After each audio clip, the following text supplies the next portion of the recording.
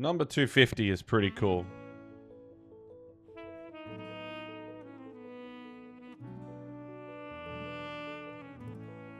See the bracket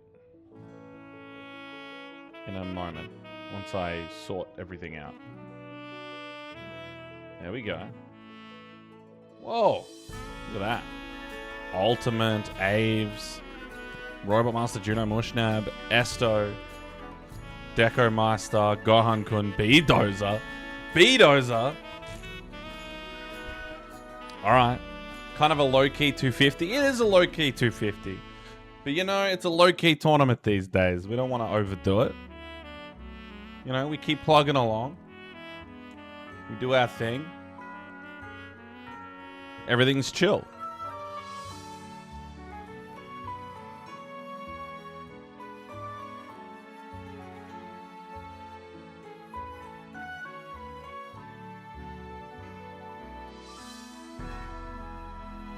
Welcome to Sino, everybody. Here we go. Oh, what's with the voice? I didn't know this had a vocal fucking introduction.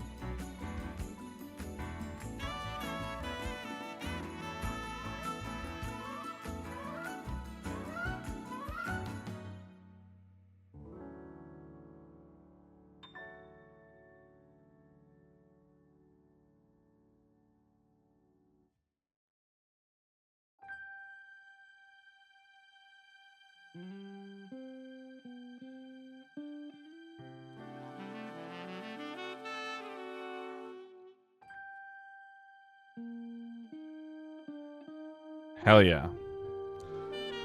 Just waiting now. Just taking it easy.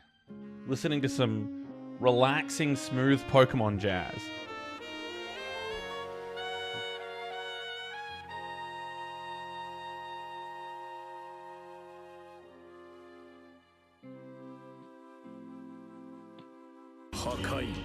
Uh-oh. Yeah, Jerry, you understand. I don't know why the voice... It should read your shit out when you think. I don't know why that doesn't work. I haven't thought about it. It used to work.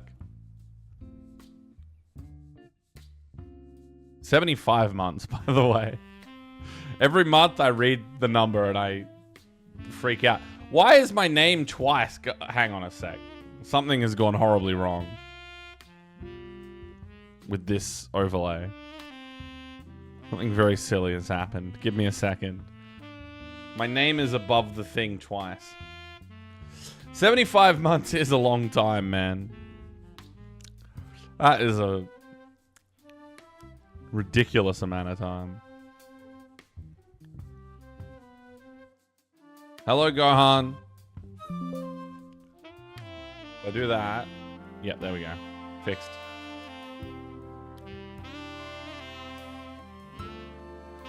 But yeah, Insane in the Rain. Kind of a legend of the game. Yeah, 72 months is 6 years, so yeah. Kind of ridiculous, dude. It's all I've ever known.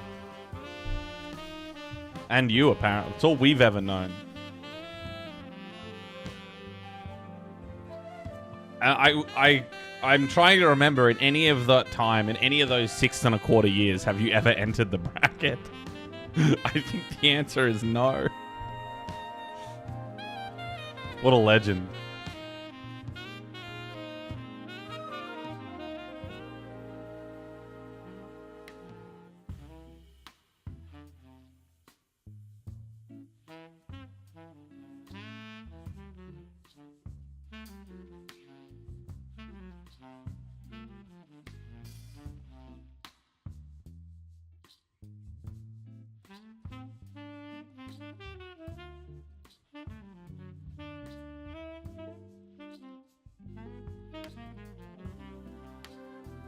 You have a few times? Holy shit, I don't remember.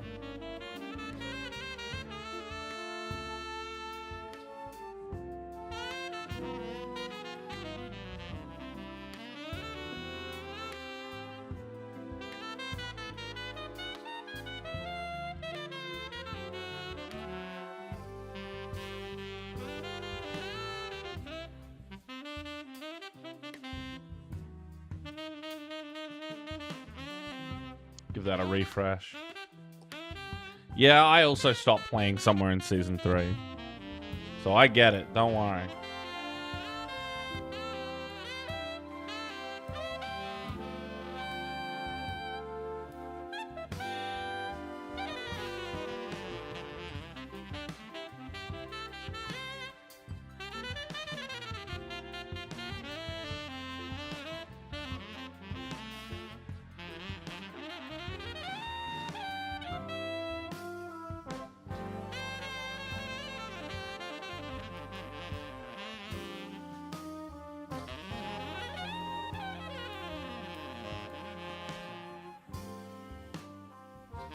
Take your time. I'm just listening to this sax going crazy. Hey, you want to see something, stream? Check this guy out. This is oh, there's something in the wings.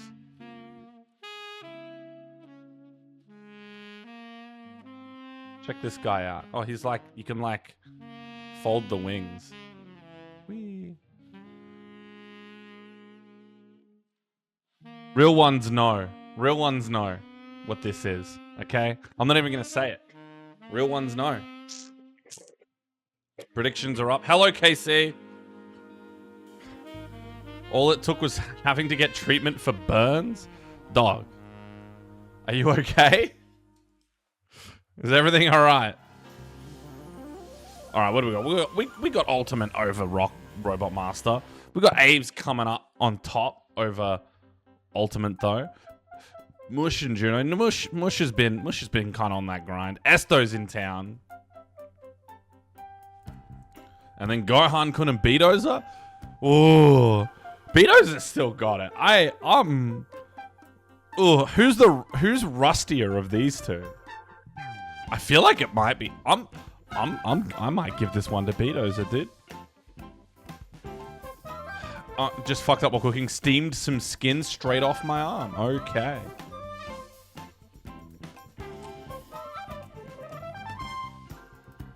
Sorry, Gohan. Gohan, you know, I mean, you've been playing a little bit actually, and you know what? This is a pro Perth stream.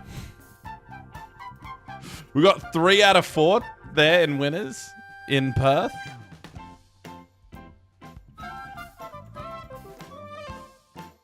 Yeah, I've never had a steam burn.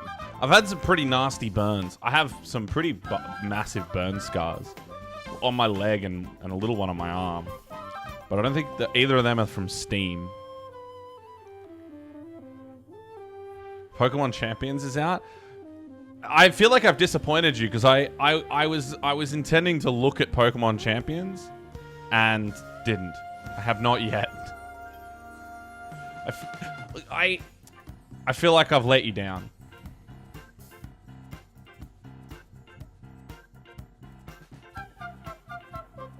Beep, beep. Anyway, Gohan Kun, you got this. I think Ulti over Juno.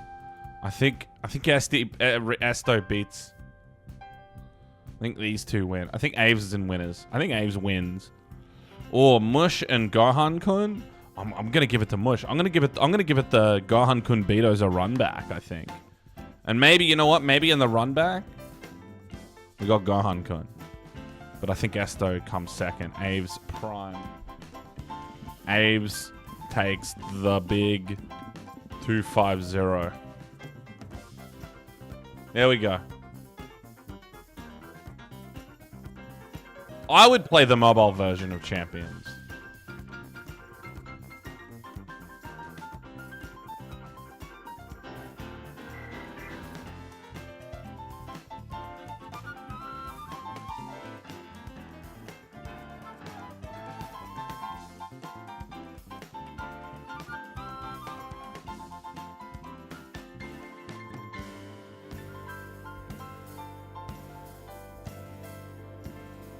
Okay. I've had my fun. Climbed to 22nd placed on ladder. Beat the washed allegations. Hell yeah, dude. I never thought you were washed. Only the haters thought you were washed. And I've never been a hater. Dude, the wings are like they're like foldable. You can like do things with the wings. You can be like, whoa. He's now. I don't know. I can make Swimbird dab.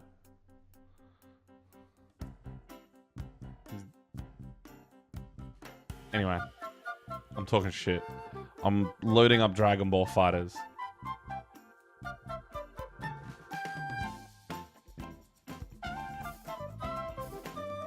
I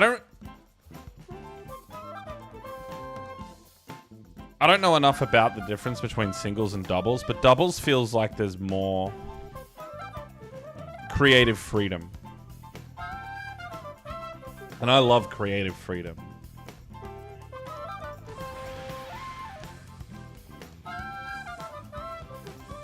Oh shit. Sorry, Insane in the Rain.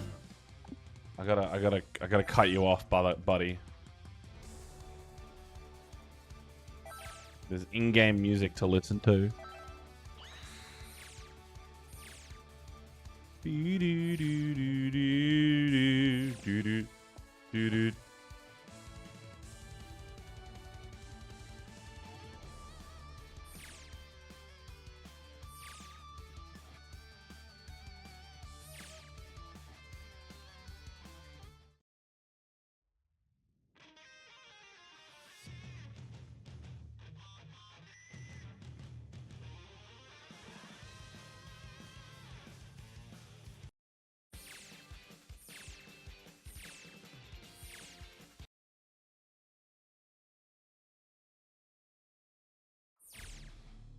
Hang on, I don't even know what Galissapod is, but I'm praying for that mega ability.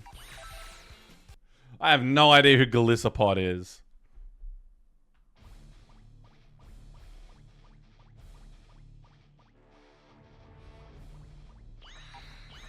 The most concise way to explain the differences in any given doubles turn is more complex than singles, but singles games last a lot longer, so can sometimes have more complex end games.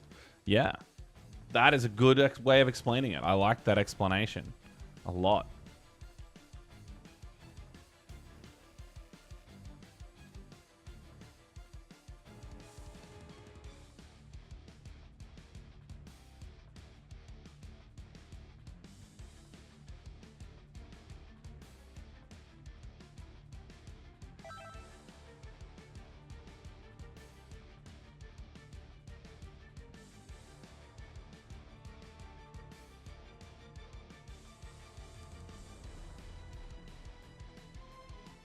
All right.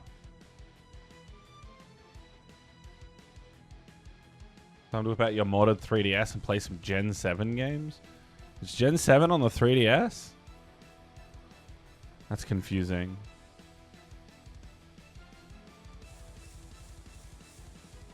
I'm confused. I do have my modded 3DS. Who's up first? We got Get Up Joe, who I believe is Robot Master.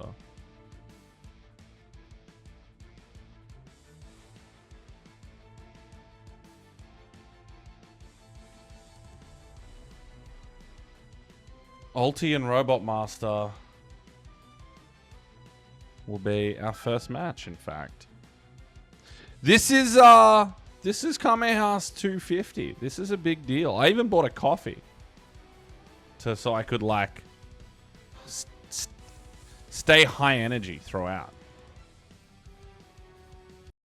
You know?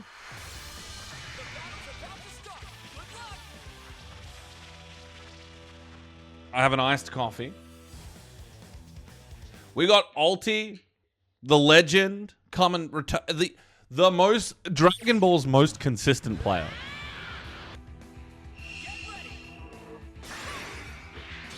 The most consistent man of all time. Up against Robot Master, who has a pretty nice Goku Black. That was a good start. Unfortunately, the combo didn't go anywhere, but Gen 7 is Sun Moon and Ultra Sun Ultra Moon. You know, I think I went to the midnight launch of that. There's a photo which Julian likes to bring up. Oh no, maybe that was X and Y. Actually, that might have been the midnight launch of X and Y at the Swanston Street EB Games in Melbourne City, in the Melbourne CBD. There was someone in a Sudowoodo costume, and Julian was taking a photo with the Sudowoodo cosplayer, and I'm in the photo. You can't see my face, but I, for whatever fucking reason, decided to like stick my hand. Like they were like hugged up against each other. I decided to photobomb by sticking my hand in between them and like waving to the camera. But so you can just see my hand like between Julian and the Sudowoodo. But I'm not you can't see my face or any other. I think you can maybe see the top of my head.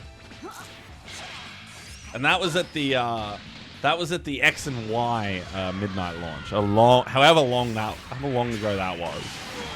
EB Games is not the same anymore. Yeah, no, I mean that EB Games is not there anymore, right?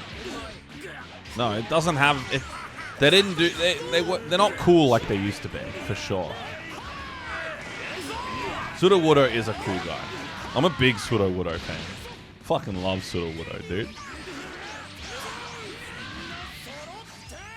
All right, we got the Ginyu Force. Ultimate's ready to have his way with Robot Master. Running a train on the ass Broly right now. That's a dead character.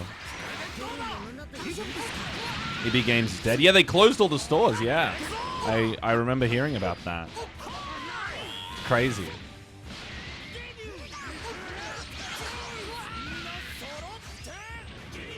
From Zenkai. Woo! Got in there. That's a good mix-up. Ulti takes game one with the Ginyu Force. Too much of a force to be reckoned with by Get Up Joe in the first game of Kame House 250.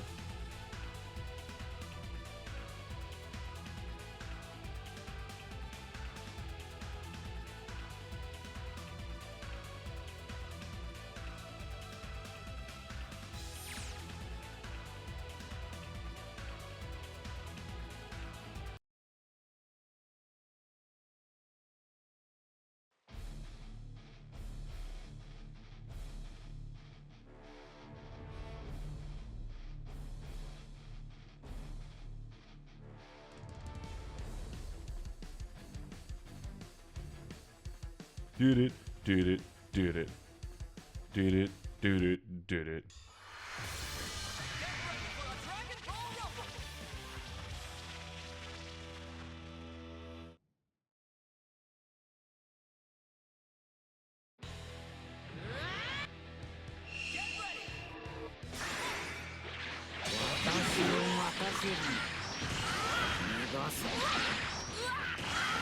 EB Games has been the Funko Pop shop. Yeah, it's the same in Melbourne too. Probably Australia across the board.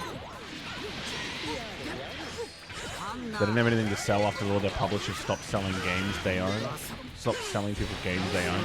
Well, yeah, exactly, right? Like, how do you... I mean, first of all, if your ass buys a game from EB Games, you're probably going home and downloading that shit anyway.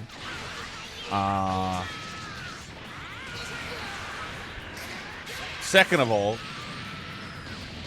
I guess sometimes you still get a physical disc for a console, but like, I like physical games. Especially on my Switch, I try to buy physical cartridges. And that is the one reason I go to EB Games. Though that has bit me in the ass because I did lose a bunch of my Switch games one time.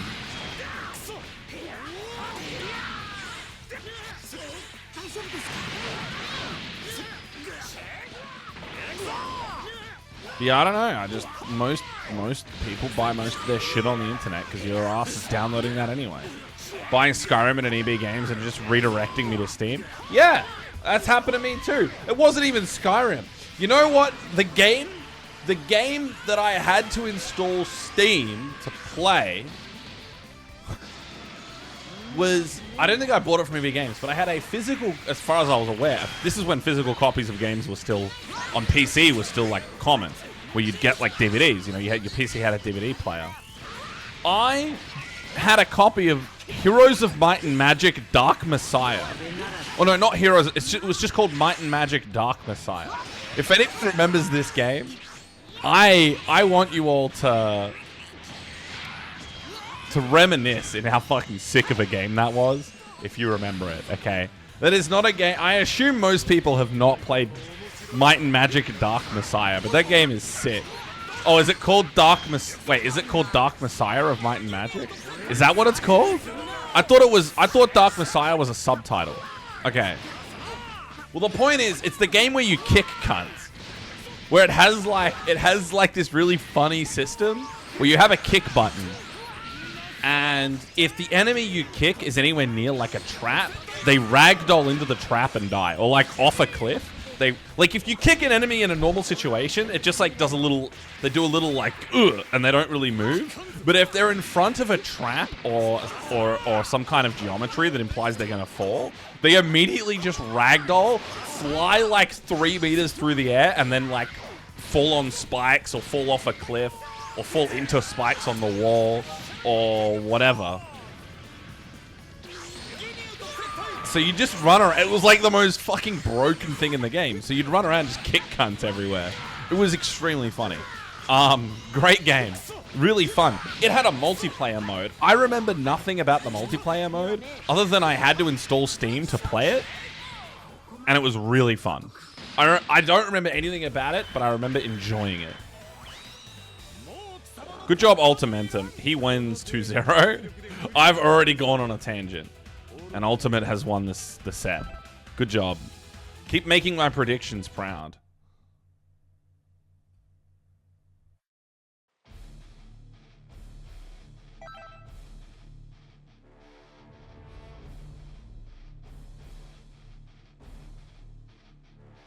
Oh yeah, and I obviously played like everybody, I played Heroes of Might and Magic 3 a lot. Hello. I'm still here. I'm on camera. I played Heroes of Might and Magic 3 a lot, as I assume everybody did. We got Juno and Mushnab up next. Again, this is a pro Perth stream, so we're a little biased here. Ah, not that one. Novix is not here tonight. Our favorite 2xKO player.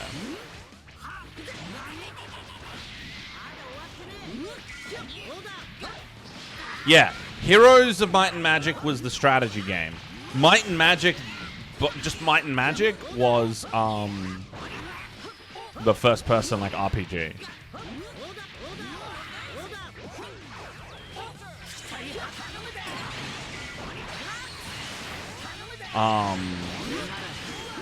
They made a new one. They made a new Heroes of Might and Magic game recently, right? That's actually supposed to be really good.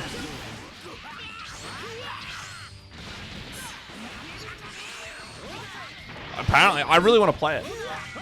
Apparently, it's a bit of a throwback to 3, but in like a good way. I love that.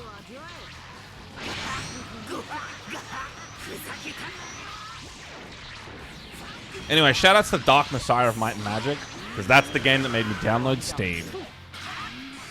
And I have a fucking old Steam account because of it.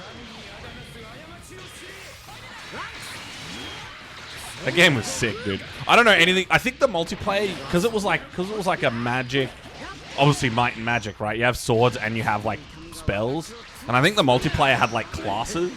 So like, you'd pick like a wizard and you'd have like really good spells, and then you'd pick like a warrior and you'd run around with a sword, and like rogues.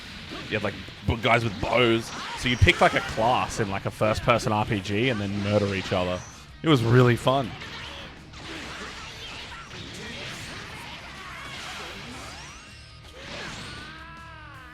Most importantly, I think you could kick people in the multiplayer too. Very important mechanic. The kick button. It was F. F to kick. Oh my god. What is going on? Mushnab, can you go easy, bro? Was that Mush? Yeah. Trunks. Trunks Blue Goku. Of course it was Mush.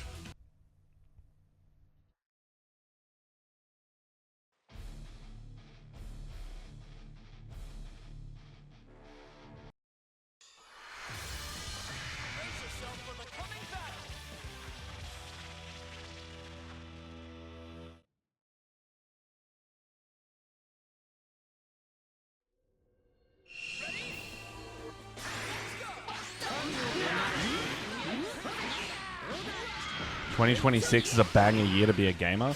I'm pretty... Dude, March is a good month. I've already played a ton of Subnautica 2.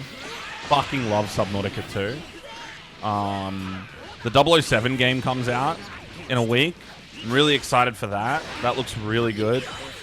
I would play Forza Horizon 6, but I don't have time.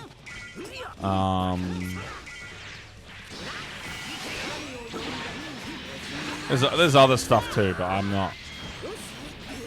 Except Auto 6 at some point. We want to get real mainstream with it.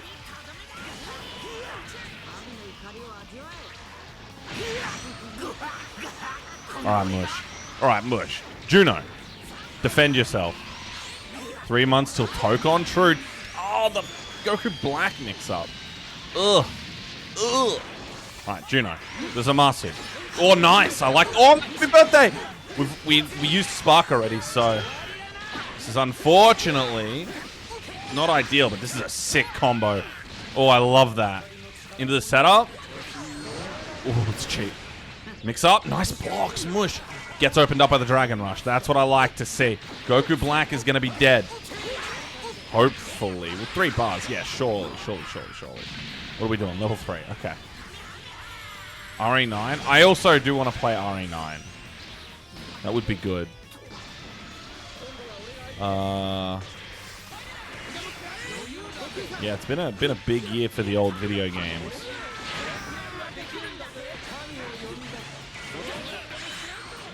Monster Hunter Stories 3. I've never played a Stories game, but I played a little bit of Stories 1. I struggled with it a little bit. It was a bit of... Okay, I'm about to say it was a bit obtuse. I was playing it on my phone. Which probably didn't help. Probably didn't make it... It kind of made it annoying. I played it for an hour or 2, and I was like, this is hard. This doesn't make any sense, man. But I was on my phone. I got bodied by ads? No, that shit, I paid for that shit. I bought it. It was on special on the Apple Store. And I was like, well, shit, I know Stories 2 is good. What about Stories 1? So I bought it on my iPhone. Again, it's still there. I could keep playing it, but I just never did. I just continued to play Magic the Gathering Arena. Mush came in with Trunks and killed everyone. Killed everyone. You got bodied? Oh, you got bodied by ads? You didn't... I bought Monster Hunter Stories 1 on my phone. And then... Hey, I'm not WA. You are not WA. You are Victorian, Juno. But this is a pro WA stream. So if I mark you as WA, that's an endorsement. Oh, the stream did drop a lot of frames. If you get marked as WA, that means I like you, okay? I'm sorry the stream dropped frames. Unfortunate to how the game went. Mushnab, the WA players are also pretty good.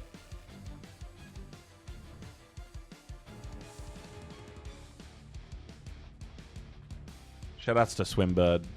I'm hanging out with Swimbird today. Ah. I dropped Swimbird, but I caught him.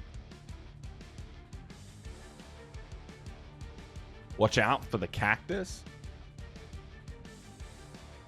Watch out for the cactus, because if you see the cactus, you're obligated to take a selfie and praise the cactus as the deity of the Western Australian people.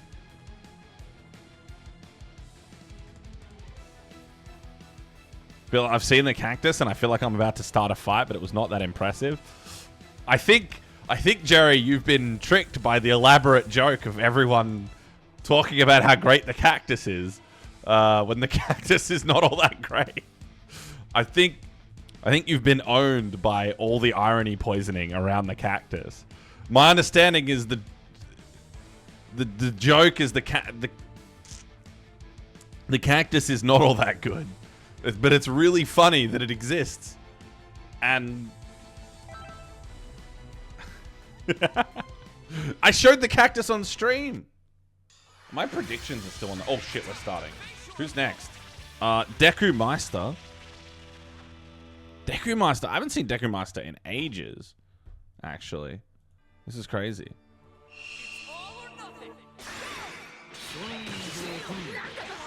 Oh yeah, the name Cactus is also kind of making fun of the artist.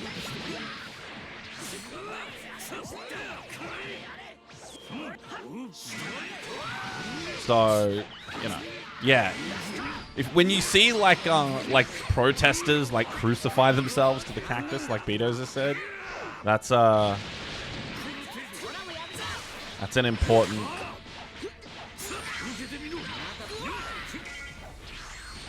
If it's not meant to be a cactus, yeah, it is not meant to be a cactus. It has a name that's not a cactus. Has nothing to do with a cactus.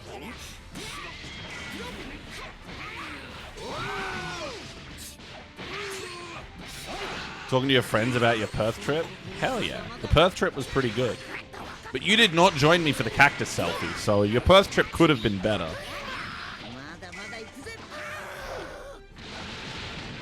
No cactus photo? What's the point? Now, how's Esto doing with fucking Daima Goku? I forgot this character existed. We're going to Perth again? In a few months? Really? That's crazy. Perth 2. Well, another opportunity to say hello to the cactus. Oh, round star perfect attack.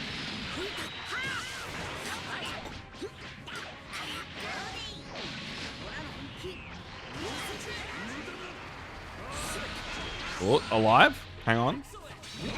Oh, okay, Deku. Okay, Deku Meister. We got game. I'm here for it.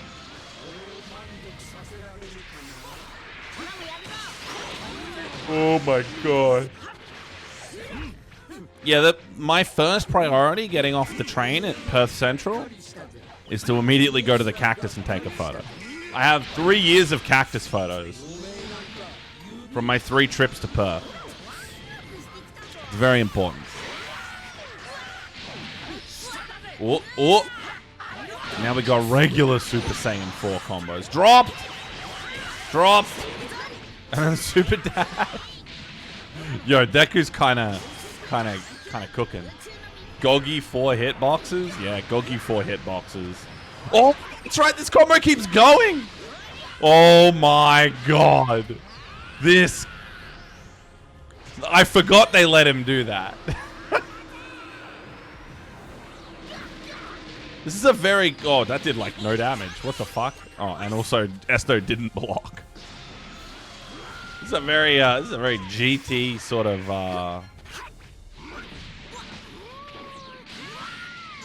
GT sort of match. Unfortunately, Janemba is gonna kill your ass. No? Alive. Alive. Could have done level 1, level 3, and it would have killed. But it did not. Esto will take game 1, but that was close. Deku Meister was fighting.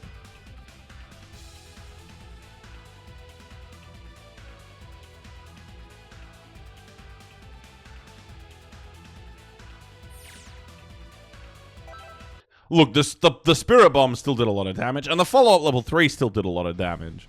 But nowhere near as much damage as it's supposed to.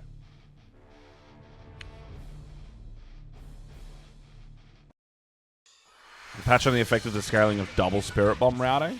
Did it not affect Spirit Bomb into non-Spirit Bomb level 3? Into Rage of the Dragon level 3? I don't know if that's what it's called. I made that name up. Did I not save the score? There we go.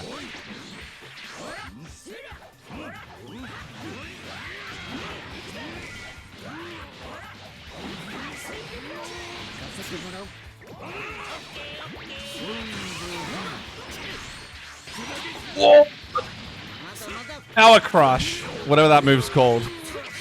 Rolling Crush. That's right. I remember. I keep getting jump scared because if I'm not paying close attention, it just looks like GT Goku. Gogeta 4. It looks like Gogeta 4. Sorry. If I'm not paying attention, it's Gogeta 4. And then he does like a weird fireball, and I'm like, what? What the fuck? And then I have to remember Daima exists. Oh, Daima! Oh my god, Esto's abusing. Abusing.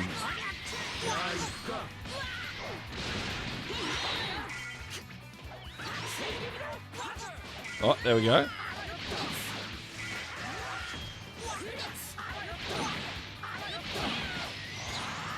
Big combo. Oh, he's kind of gaming, dude. I think he's going for Dragon Balls.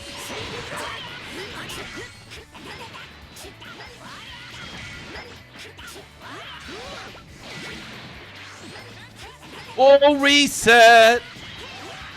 The other ones are unchanged. Well, if they're unchanged, then they scale like crazy to begin. They already were scaling like crazy to begin with. Uh-oh. Spirit Bomb. No, it dropped! Look at the chip damage! It's fine. Blue life on that chip damage. The level 3 did fuck all. Well, I think... I assumed the level 3 was already getting scaled to fuck all by the Spirit Bomb.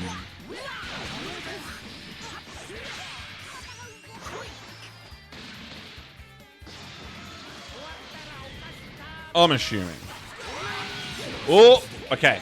Deku Meister Majin Buu used to be legendary in this town, okay? I am a massive believer of the Meister Buu, the Buu Meister.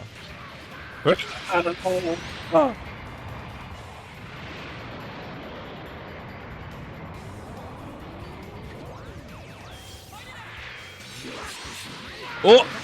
Daima coming in from the other side. Oh!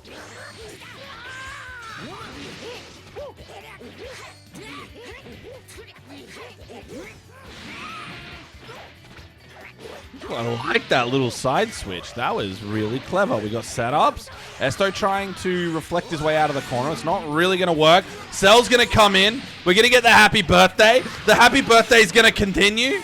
Oh my god. Look at that blue life. Yo, Esto's in trouble. This is what too much 2x KO does to a guy. You know what I'm saying? You go from... Oh, nah, Deku shouldn't have kept pressing, though. There had to be a way out of there. Nice 2H, the size on his sword. Damn. Now it's the 1v1. The Esto Janemba, the much maligned Esto Janemba versus the super legendary Deku Meister Majin Buu. It's looking not great for the Deku. Wake up super! I think that's... Nah, that's... You threw it. Oh! What? What's the frame data on that? Oh, nah. Nah, Esto got robbed. Nah. Sure. There's no way any of that was real. How did... How did Deku get to push buttons after whipping? After the... I don't understand the frame data. I don't know the frame data, so maybe that was real. Maybe that was real. Who knows? Reject 2x KO. Embrace Avatar the Legends. Avatar the Legends does look very good. And not just because it has the fucking king of the dive kick. Not just because it has Street Fighter 4 Kame, all right, reskinned.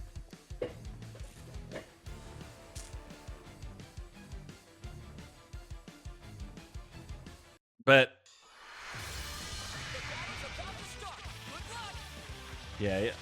The first thing Aves is gonna do is mod a Kame model over the top of Zuko and change the voice line. Cannon Spike, Cannon Spike. No, Cannon Spike's a different one. What's the dive? What's she yell when the dive kick happens? Can't remember.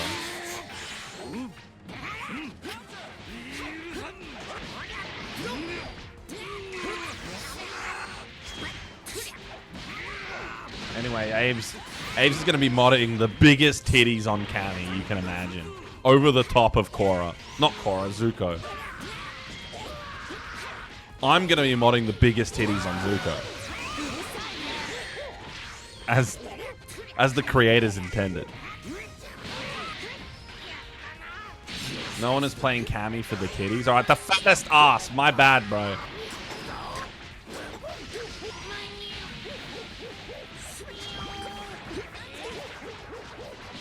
Oh, the resets. By the way, Deku Master, kind of a god gamer. Kind of a god gamer. G-O-D. Uh-oh. Oh! Interesting little reset. There was a blue combo for a second. And I'll be playing Frank and Avatar and spamming Zuko dive kick. It's beautiful. It's peak.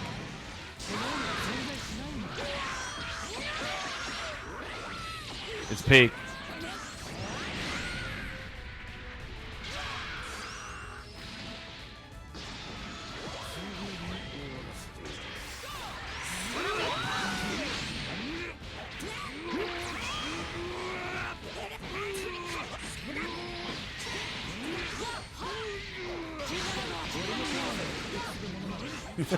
Oh, the staircase.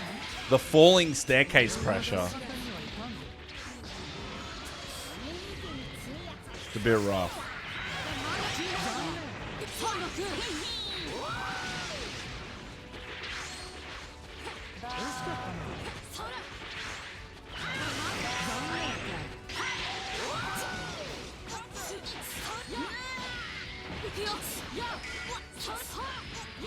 The girl character needs to be input intensive to keep both my hands on the controller. Many such cases. A common affliction. Deku Meister needs a way out. This is looking a bit dire, I'm afraid. GT Goku is going to give it a go. That's a good start. We've got 7 bars. Anything's possible, you know what I'm saying? Level 1 into Spirit Bomb. The Spirit Bomb doesn't work again! What the fuck? What are the rules there? Why? What does a GT Goku got to do? What does a Goku Meister got to do to make Spirit Bomb here? This is insane. Esto's just spamming barriers like a cheeky little bastard. And Daima, we're going to see this super looking completely different from everything else in the game. Will take game 2. Esto will win 2-1. But it was a spicy set. It was pretty close. It was fun to watch.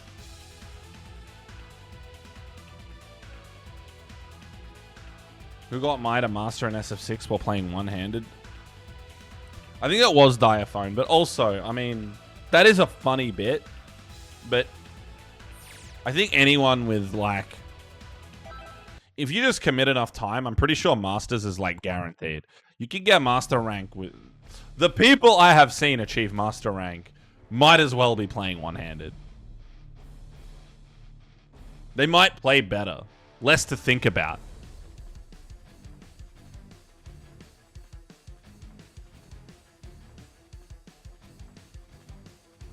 So getting the Masters is pretty... Wow. Hoodie Master Akuma. Look, you know, you put the grind in, you get Master. Stan Roundhouse will hit somebody eventually. You know what I'm saying? It's gonna happen.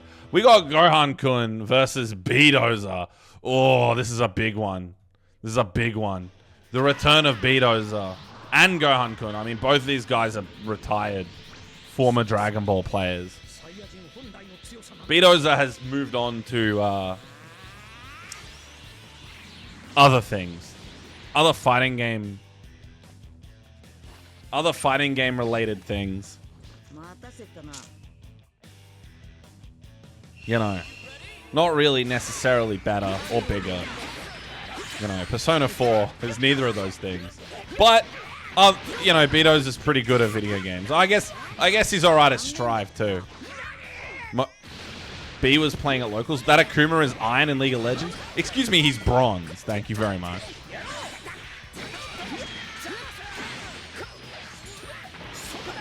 Most accomplished at Worlds player from OCE versus professional striver. That's true. Gohan needs to win to prove that this game is better than Strive. Where's Vujik? Wow. Where is Vujik? I saw Beedozer last week at the Wild West. Me too. I can't believe Wild West was just last week. Feels like it's been ages.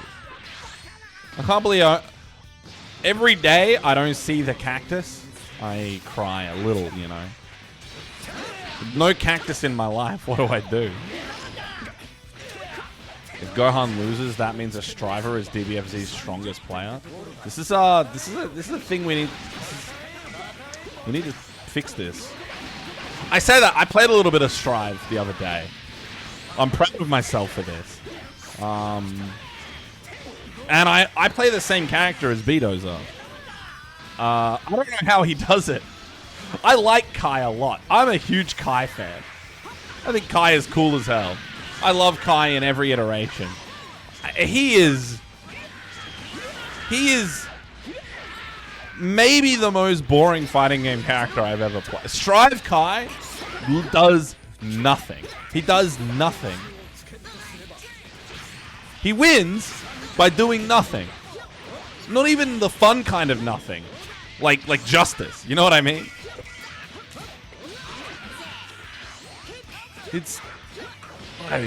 oh my god. There's probably fun characters in that game. But some of them, especially some of the good ones, are so sourceless. It's crazy. Anyway, Beedozer is doing work right now. The Dimer is beasting on our resident Worlds representative.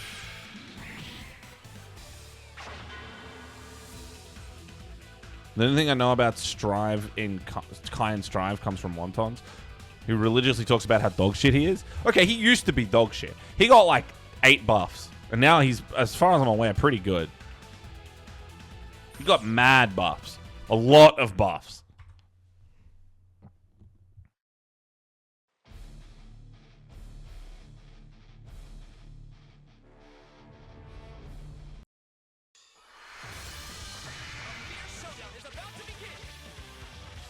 Yeah, he's just very boring. As you know, he's not the only one. But the problem is, the characters that aren't boring are also abominations, like Happy Chaos. No one can say Happy Chaos. No one can say, well, you can say Happy Chaos is boring to watch, but he's really fun to play, unfortunately. He should not exist. That character should never have been presented further than like pure conceptual, like I'm gonna write down what I think he should do on a piece of paper. As soon as somebody did that, they should have gone, alright, this is a bad idea. Let's never do this again. And then they did do it again, like 5 more times. But he's still the worst. Gold Lewis is the second worst. Gold Lewis has the luxury of being both exceptionally boring and awful for the game, health of the game. Sorry, I'm being mean. Asuka's cool, but I think also stupid and broken, from what I understand. Or like, in like a game design sense. Like I've seen those like 60-second uninteractable block strings with the cubes. I don't exactly know how you set that up. I'm not educated on the topic. But the character, that's not like a fundamental design flaw. That's the character being balanced badly, because you just make his other moves that aren't that better, right? He has like Invoker fucking spells. He has like 9 spells. Why is only one of them good? I mean, it's kind of true for 9 as well, but... and probably Invoker. You know, you've always got the spell you wanna be spamming as much as possible. But the spell, when the spell you want to be spamming, oh my god, Gohan-kun, what are you doing? Oh, no, Beedozer. That was Beedozer. Sorry, Beedozer's on the blue coup. He's on the blue. What is the fuck is this? He's everywhere. Yeah, when the spell you want to be mashing as hard as possible is also the one that makes you block for 10 to 30 seconds at a time. It's not very good. You should make him make something else if he's good that's more interesting. You know, like 9. What's the 9 spell? Everyone knows the 9 spell. You throw the fucking rock, dude. Is the rock not based as fuck? It doesn't last long. It usually when the rock starts coming out, the game is already over, and it's over quickly.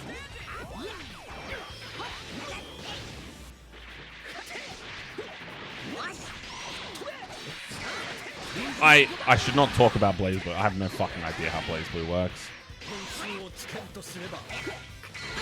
Anyway. Woo! Okay, Gohan-kun.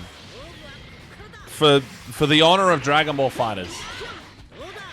And of New Zealanders, because we don't get many. We used to get a lot of Kiwis, and I feel like we don't get many anymore.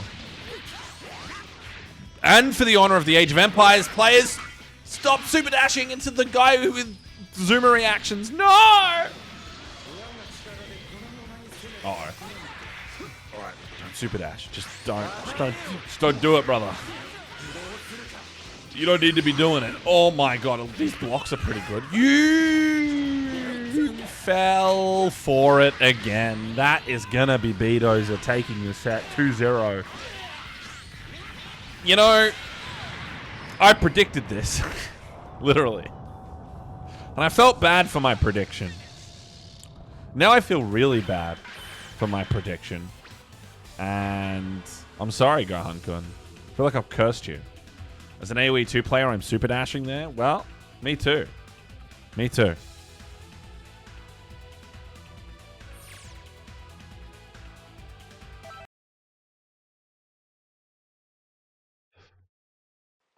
How we doing, chat? Swimbird says hi. Love this guy. He swims. He's a bird that swims.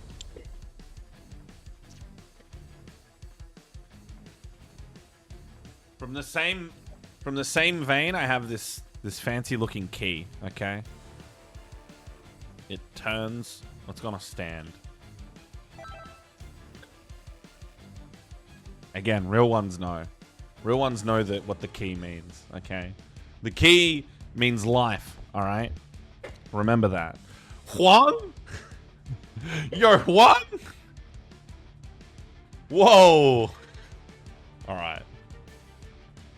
Goodbye, Huang. I'm sorry, buddy. Shoutouts to Huang, man. He saw this ring popping. Where did I get the bird? I got it from I Am 8-Bit.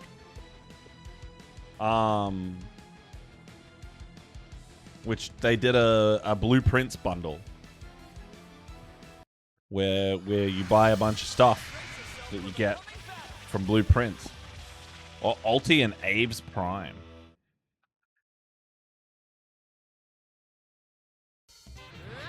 The website is called I Am 8-Bit. And yeah, I got a bunch of stuff. There's a bunch more stuff than just the bird. I got a big bundle. I got a big fucking desk mat that is sitting behind me.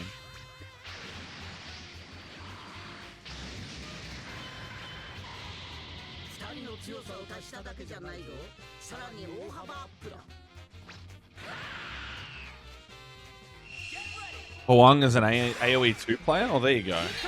Huang. This was Huang with a W.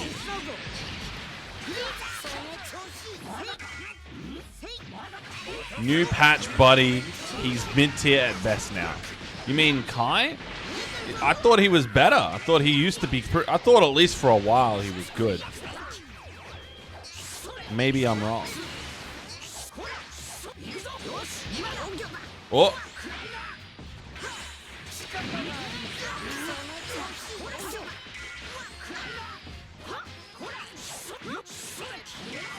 Not famous professional Vietnamese Age of Empires 2 player Huang. No, not that I'm aware of. Shoutouts to Huang, though.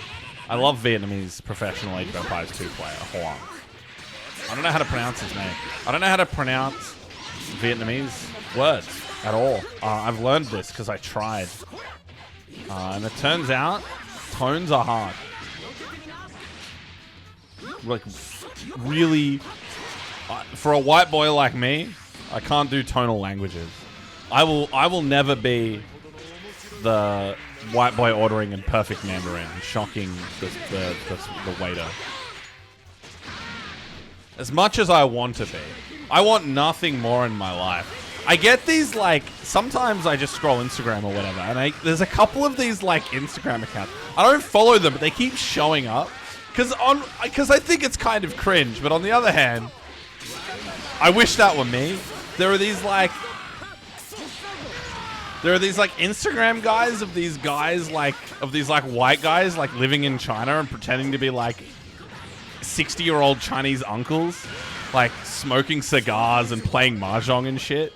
And, like, I don't know, just hanging out with all these old people and, like, looking... But they're, like, 20-year-olds. They're, like, Zoomer white boys. Like, in these groups of fucking Chinese uncles, like, mimicking all their behaviors. And, like, posting about how they have, like, ancient Chinese souls or whatever. And I'm like, this is cringe, but also I wish that were me, man. I'd be there in a heartbeat, bro. I don't even follow them. They keep showing up. The Instagram knows what I want deep in my soul. I want to be a Chinese unk.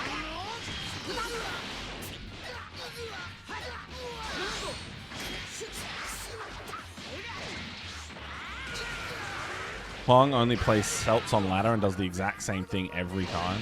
Why is he AvesPrimes again, by the way? Game 1 to Aves.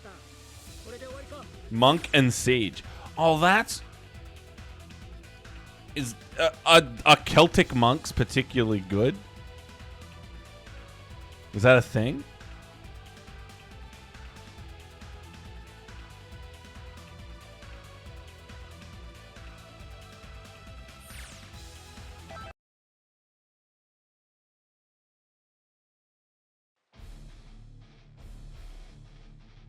It's my stream. It is my stream.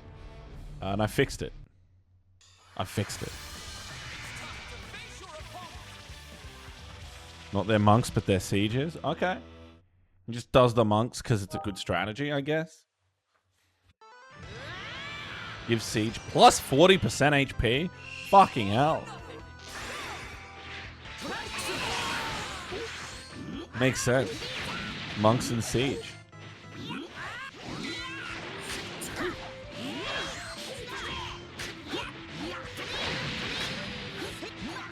Celt Siege also attacks 25% faster. Oh my god.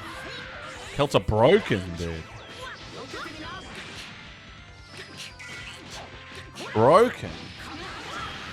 You know, when for quite a long time, because I played Age of Empires 2, honestly, like, before I was capable of, like, object permanence, like, of the concept of, like, I don't know, like, before I was conscious, basically. And I thought Celt was pronounced Celt for, like, a long time, because my only engagement with it was Age of Empires, with that word, was in Age of Empires 2, and I just assumed it was pronounced Celt. And I think for, like, the next 10 to 15 years, that's how I pronounced it.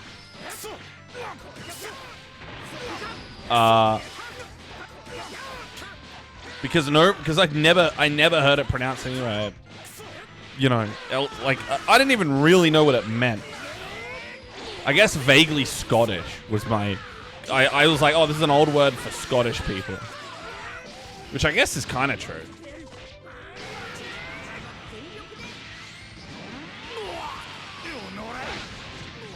But, yeah, Celt.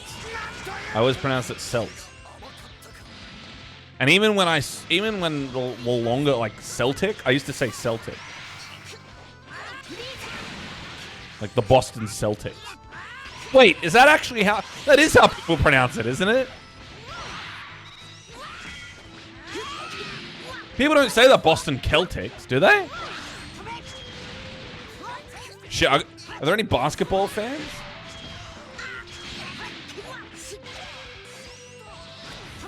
NBA Celtics is pronounced Celtics? Shit!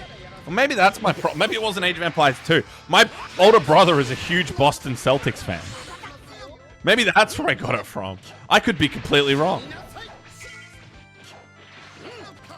Alright, I'm not alone in my wrongness, so it's fine. Anyway, we got Freezer. Ultimate Freezer is doing things. Aves is blocking like a madman. Oh, Trunk Swift.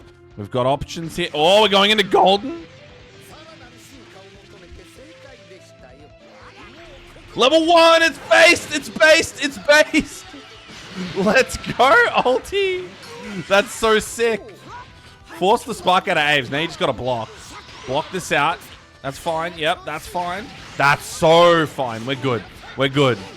Now just got to get a golden kit Freezer combo to kill. We're not able to do that. Unfortunate. Aves' UI Goku still alive. This character has to die. Oh, like, what? What happened? I don't think... There's no way Golden would have already expired by then. Surely he had more time. Did he not have enough more... Did he intentionally drop the Golden? Oh. That's rough.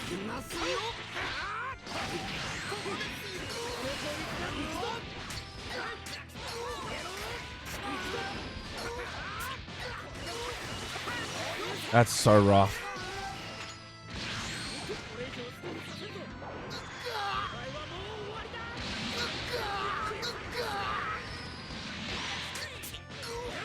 Oh, Zinger Crunch. Managing to clutch it out. That is going to be 2-0.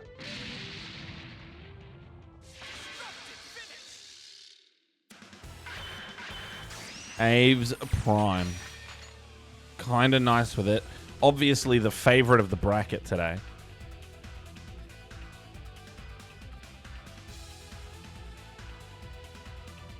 Kind of ridiculous. This isn't Ocarina of Time randomizer. Not yet. It could be. Later on. Hello, Gumi. A Dragon Ball legend has entered the chat in the form of Gumi.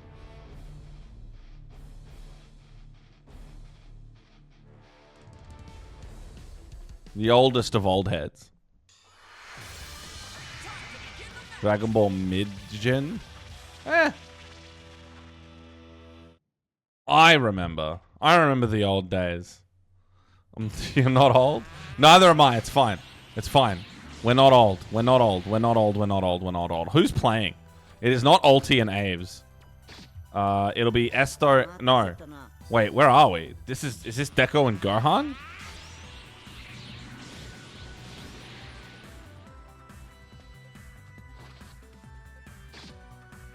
Is Gumi playing? Gumi entered the bracket last minute. Oh, this is Esto and Beedozer. Oh my god. I'm tripping. BBFZ isn't 8 years old. I don't. No, it would be. It would be 8 years old. I want to say February 2018, or maybe like April or May. BBFZ is old enough to ride into oncoming traffic on an electric scooter. Yeah, I mean, well, anyone's old enough to do that. January 2018. Same month as Monster Hunter World? That's crazy. January 2018. Yeah. No, I remember because there was this really weird time in my life where I was actually pretty good at fighting games. And we had the December Ranbat right before Dragon Ball came out.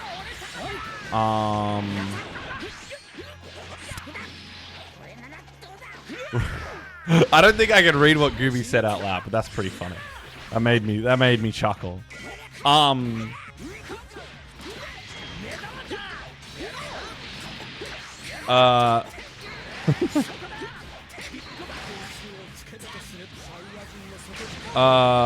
What am I saying? Fuck, what am I saying?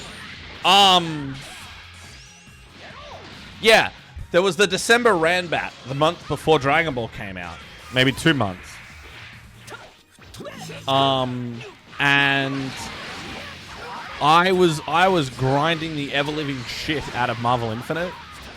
And there was a big Marvel Infinite tournament, about 40 people at that December Ranbat. I came third in that tournament.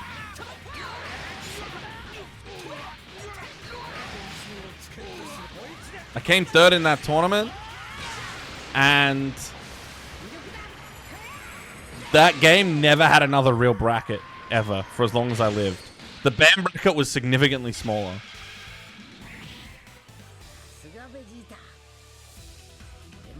Which was pretty funny. The band bracket was significantly smaller for that game because the minute DBFZ came out, nobody was playing Marvel Infinite anymore. Nobody was playing Marvel Infinite anymore. Beedozer has got Daima combos. He does. He doesn't even own Lonk. He doesn't own Lonk? What do you mean? What do you mean he doesn't own Lonk?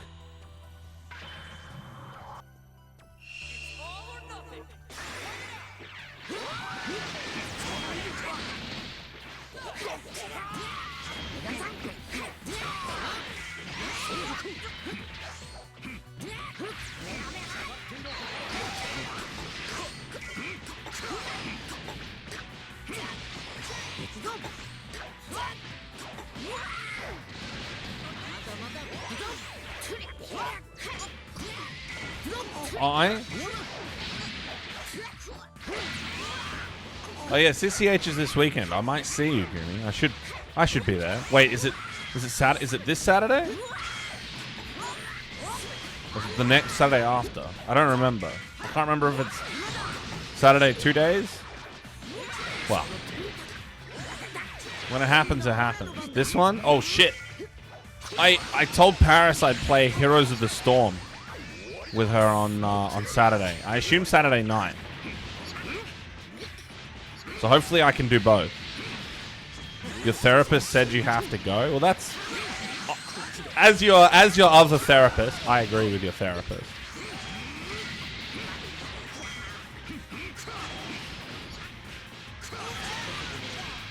As your fighting game therapist. I gotta install Heroes of the Storm while I'm thinking about it. This is what you pay me for? Hell yeah.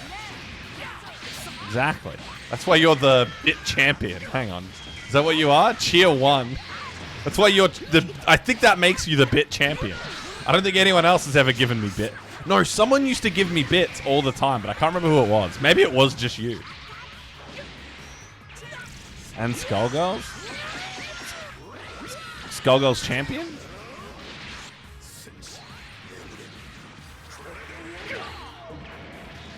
Someone used to give me mad bits. I can't remember who it was. It might have been Goomy. As a joke. Because bits are only used comedically. I should install Skullgirls? I'm always thinking this. I'm often thinking, man, wouldn't it be cool if I played Skullgirls? And then I don't play Skullgirls. This happens all the time. This happens like once a month. I made a... I can't remember what it was. No, I had a... I don't know if I should tell this story. Kind of makes me seem like a dick. But I kind of promised someone I would play Skullgirls, and then I never did. Like, I think there was actually a deal, and I think the other person held up their end of the deal, and I didn't.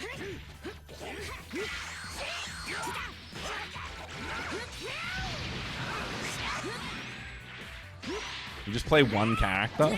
I'm sure solo big band would go down real well in the Skullgirls community. I'm sure everyone would love the solo big band player. They'd be so popular. God, everyone would be like, man, you're so cool. You play solo big band. You're such a cool and normal person.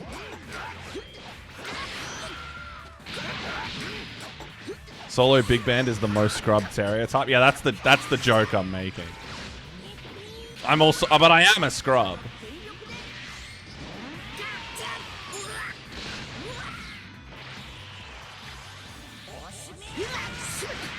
Ooh, there we go. Esto takes game 2. Well,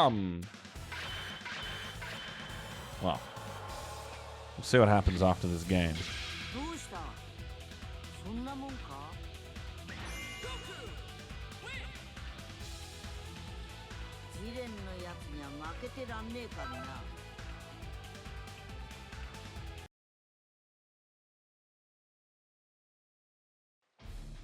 Yeah, Skullgirl's pretty cool.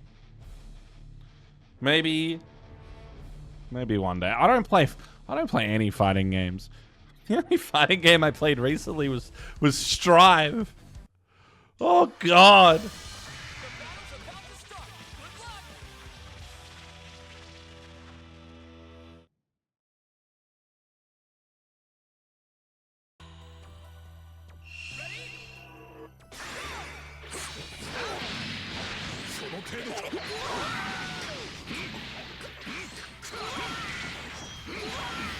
Not even 6.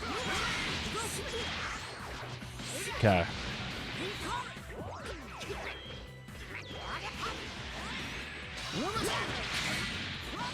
The only good thing about scrub character stereotype is you don't even have to play smart to confuse people. Just be slightly different than the exact expectation they have. Well, I play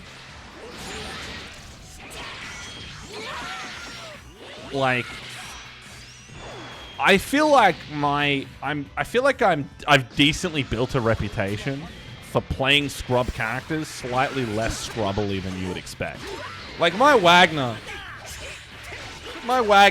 is fairly measured in the grand scheme of Wagner players. You know what I mean? I am relatively restrained. You know, I'm honest.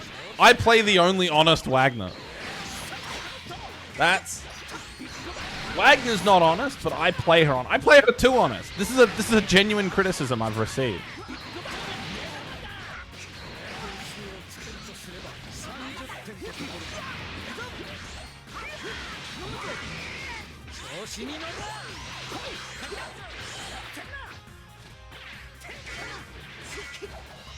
You don't even have to be non-scrub, just neglect one part of the scrub flowchart.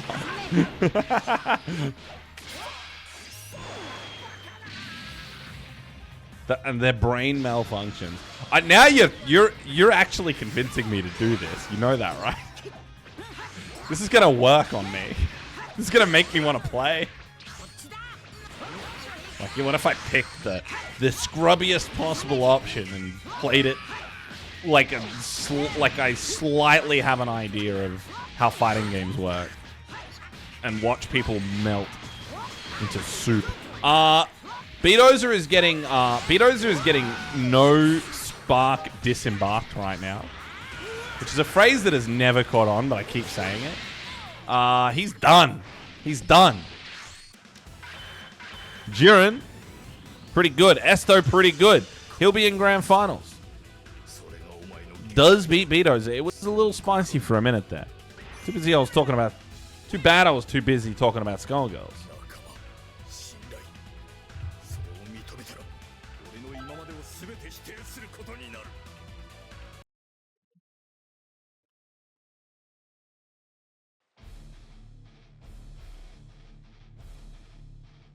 All right.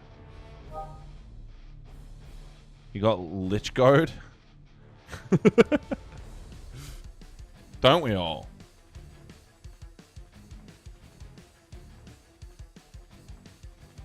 Did I get you your other hook shot? No, was I supposed to? Was I supposed to get you your other hook shot? Yo, it's Mush and Aves. We've got a Perth derby. Now, this one's going to probably be a little bit without commentary. I got to disappear for 5 minutes. I'm sorry. I don't know who has your other hook shot, but if I have it, I'll let you know.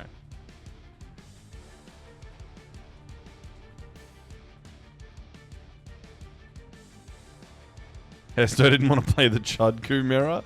True.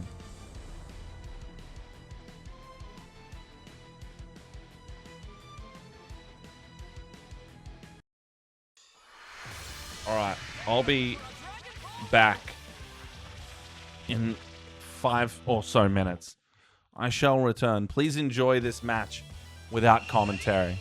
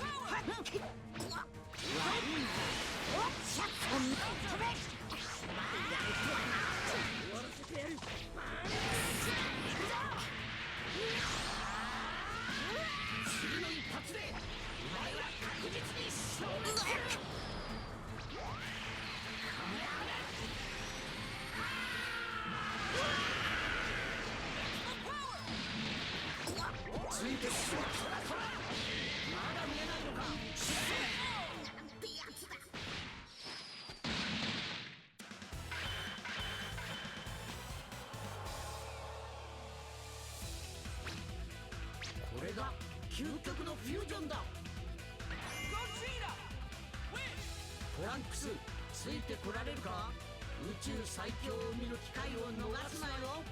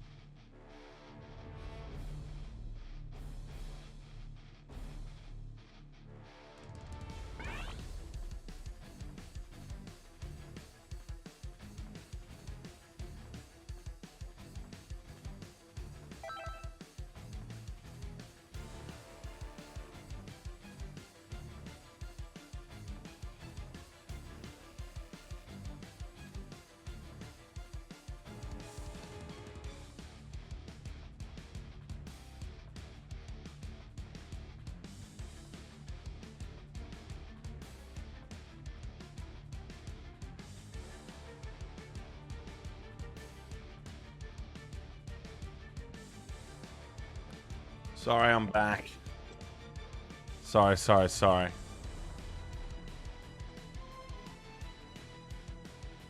Hello.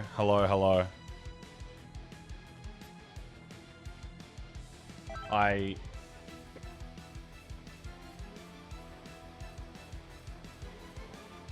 had a personal emergency. If that to put it subtly. Who won? I don't even know who won that game. I didn't expect to be gone for the whole thing. What did Soros do? Soros is okay. Why is everyone here? No, I just had to... Listen, I just had a... It wasn't that bad. Hello, Grimo. It was not that bad. I did not shit myself. I just needed to go to the bathroom. Quite urgently. That's all. That's all. Hello, Paris. Who else came and said hello? Canby is cheering for Mush.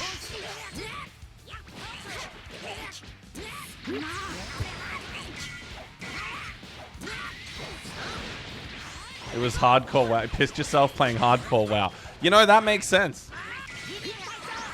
That makes sense.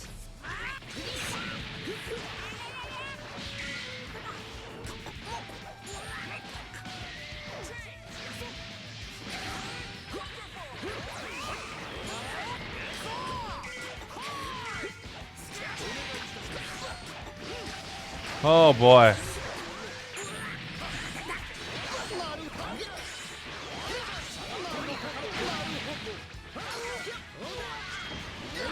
I don't even know who won.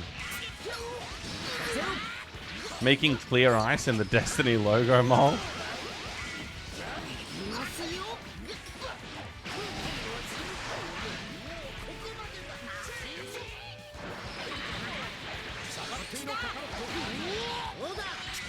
No, I could probably look at the bracket to see who won. Aves won. Aves won the Perth Derby. What a banger! What a god!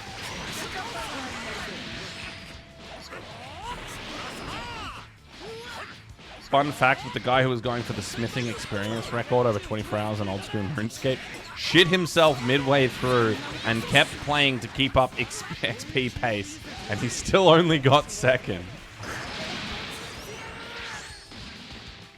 You know? That's how it be sometimes, man. Well, unfortunately for everyone here, I'm not willing to shit myself for Kame House. Even Kame House 250.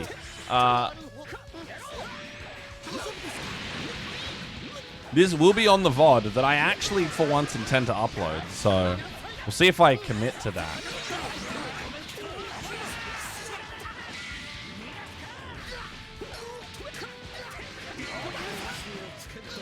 I feel like what you've written is like a joke from something. I feel like I've seen that before with that exact phrasing.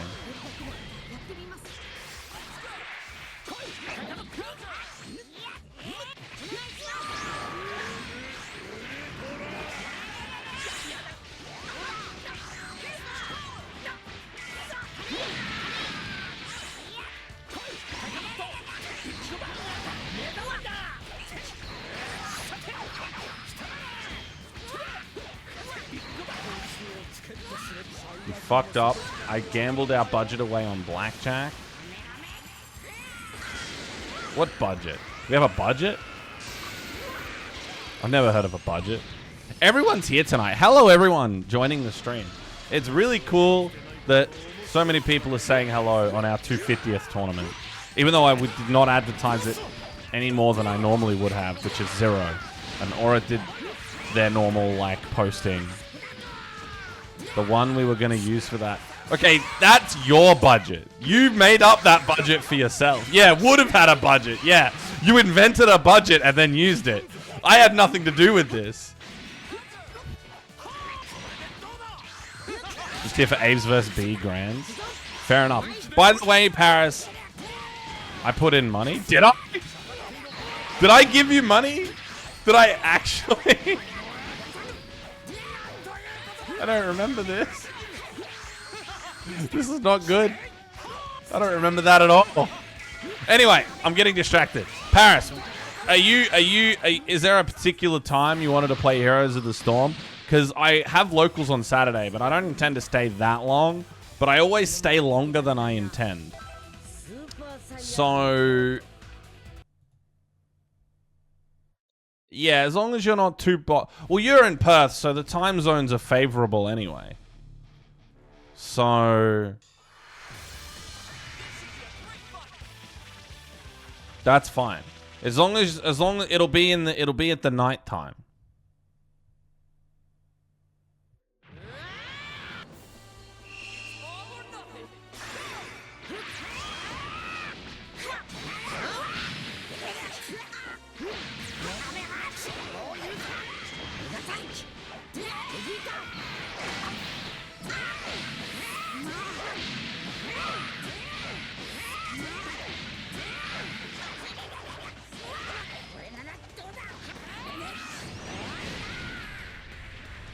What is happening?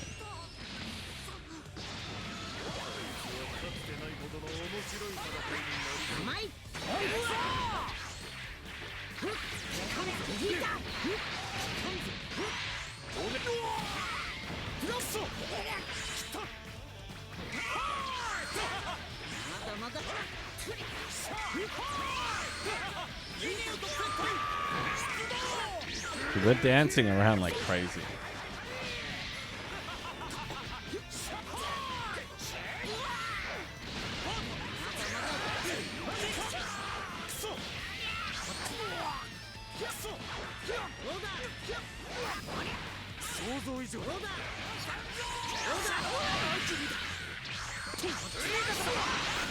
Sorry, I'm looking at my roster.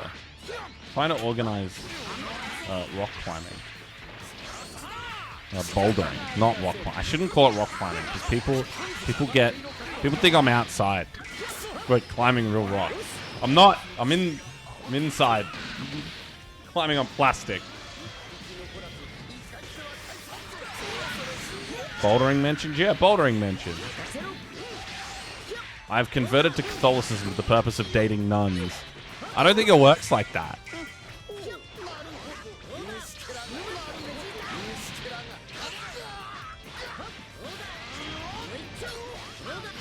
Yeah, well, I call it climbing because I'm too lazy to explain what bouldering is.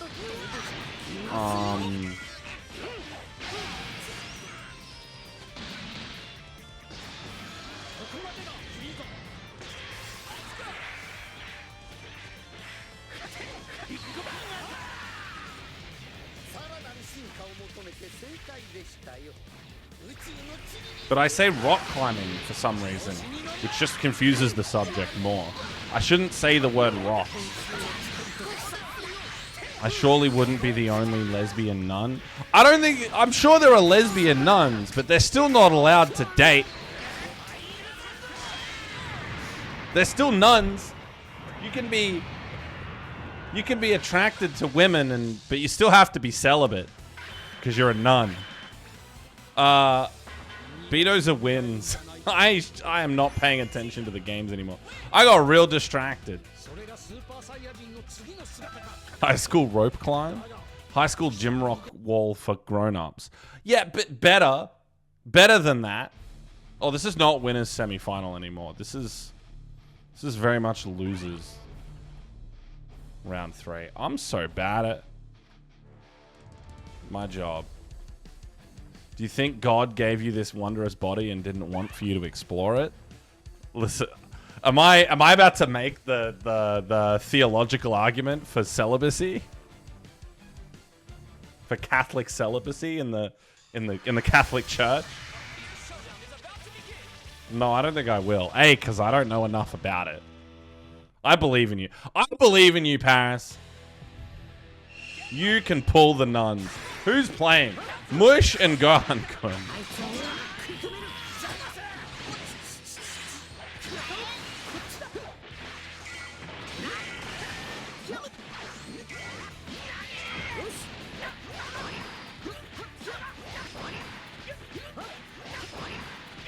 What's going on? Mush?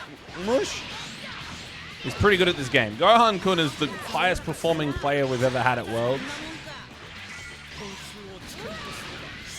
Paris about to get banned from official FGC for breaking the vow. That's true. What if I became a Catholic and I had to ban you on principle of being a heretic, you know? If that's... I don't think that's what they call it, but...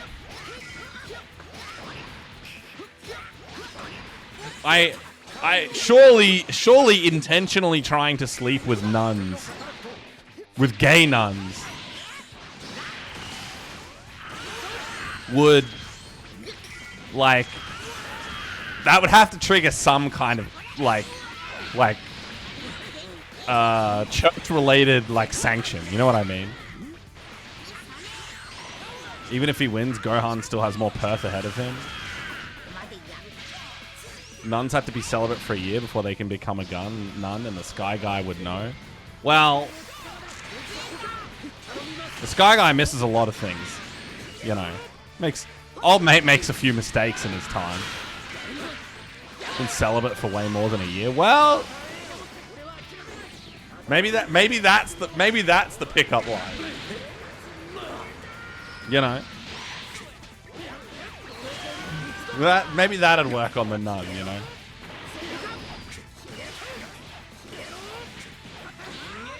Do you know I qualify to be a nun as well?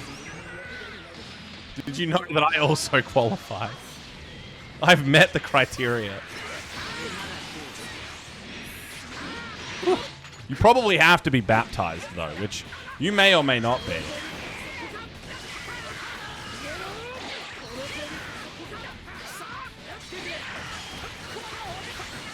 The incel teen boy to the nun trans woman pipeline. You know, that's insanely based, actually.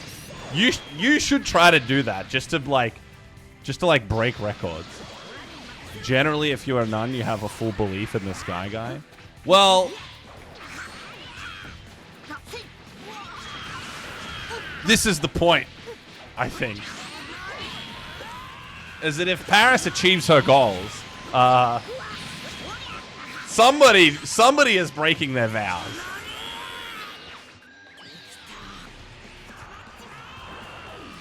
I was watching a Peachel stream and the entire chat was shitposting by pretending that they knew literally nothing about what was happening.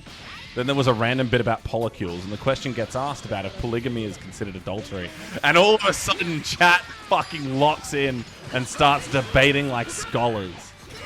I was not baptized. I'm glad so many people were baptized. It really opens up your opportunities, you know. Even if you can get baptized at any time, that shit's like effort, you know. If you get it done as a kid, it's already done. It's happened. You were baptized?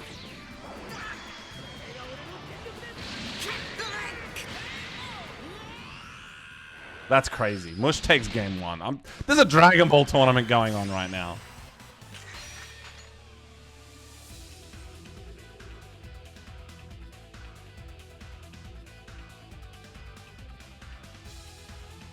Aves, I just assumed you came from like a proud line of like German scientific atheists.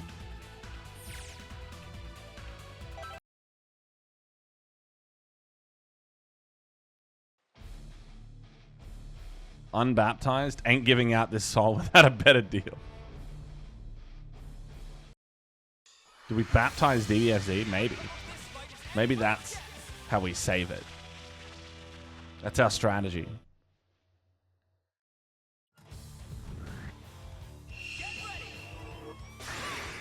I wasn't, but it's bloody hard to get baptized in special places. Hoops had to be jumped through for my nephew to be baptized overseas.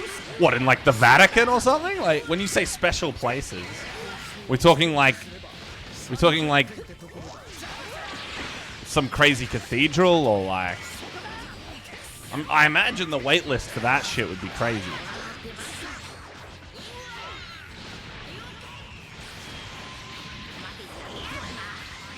Certain churches have rules. Well, that, you know, that makes sense. Catholicism is somewhat famous for the rules that it has. Quite a lot of rules involved.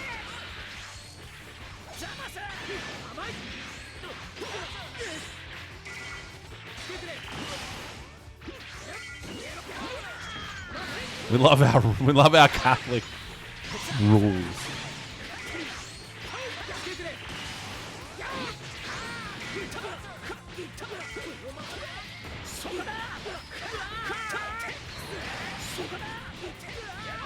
Fuck, if JD Vance can pretend to be a Catholic, surely I can just get baptized for fun, right?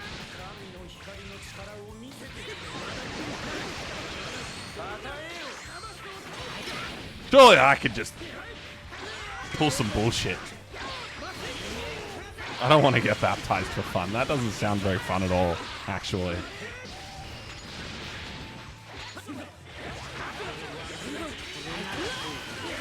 It sucks that the Catholic aesthetic is so cool. It does kind of suck. But at least we have a cool pope. Like another cool... We've had 2 cool popes in a row. That's kind of impressive. If nothing else, if one thing is convincing me to be Catholic, it's that we've had 2 cool popes.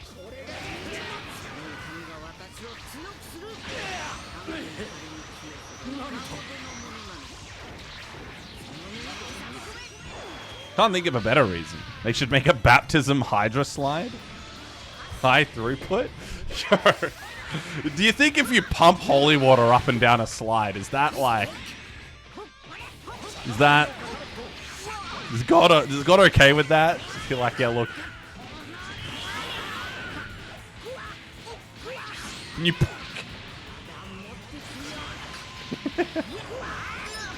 I saw the Pope do 6-7. Yeah, me too. I mean, it had to happen eventually.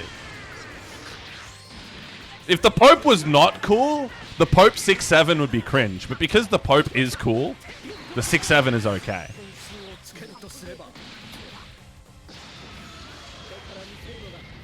That's the COVID era baptizing where they used a water gun. Oh, I remember that. I remember that. I remember that, but I don't remember exactly how it was done. Do they actually just use like a fucking little water gun? Or do they get... Because you gotta like semi-drown yourself, right? I always thought baptism involved like fucking being dunked in that shit, right? So I'm assuming like when like a water gun, I was thinking like a fire hose. Like I'm gonna hit like the shit they use in prisons, you know, when you go into a prison for the first time and they like spray you down with a pressure hose. That's what I'm assuming. Baptism by pressure hose. They only splash a little bit on kids? Wow. I thought they dunked the kids. Maybe that's just a movie thing. That must just be a movie thing.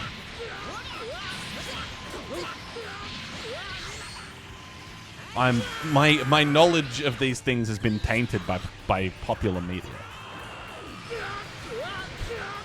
Still, I want to be baptized by pressure washer. That's my new goal.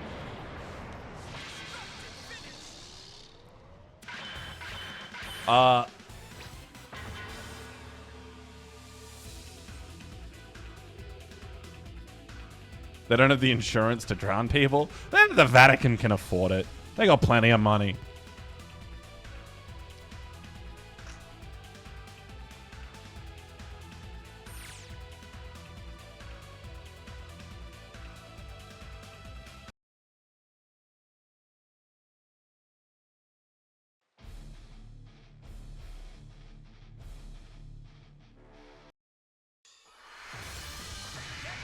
All right. So we're 1-1 at the moment. Not all churches have money. Well, like... No. I imagine the individual churches don't have that much money. It's a big organization.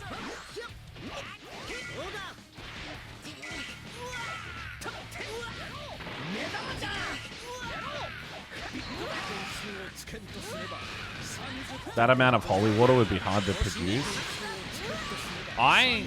There's gotta be... You gotta have...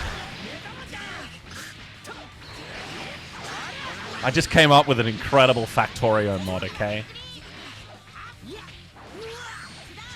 We gotta Catholicize Factorio, alright? Creating factory production lines for like Catholic goods and services. We gotta have the priest factory to you know, they bless the water as it comes along on the conveyor belt, you know. Are you gonna have sex with nuns in Factorio? No, Paris, that's your thing. I've never really understood the sex with nuns thing. It's I've never quite...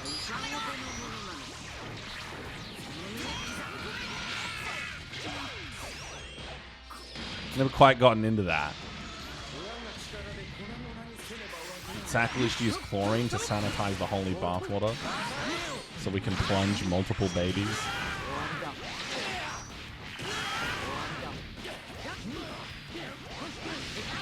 Catholic Factorio sounds like a cautionary tale where instead of the rocket, you build the Tower of Babel. That's perfect. Wait, no, that's not perfect because that's like, that's not Catholic Factorio. I guess that's like Catholic Educational Factorio. Some of the churches are desperate for worshippers. We have a high church to residence ratio. Well, I didn't even think there were that many Catholics in Australia to begin with. You know. Most people are like part of way crazier the religions than the Catholics. In Gippsland. God. Do you guys want to build the Tower of Babel together? Sure. Why not? I'm down. Oh yeah.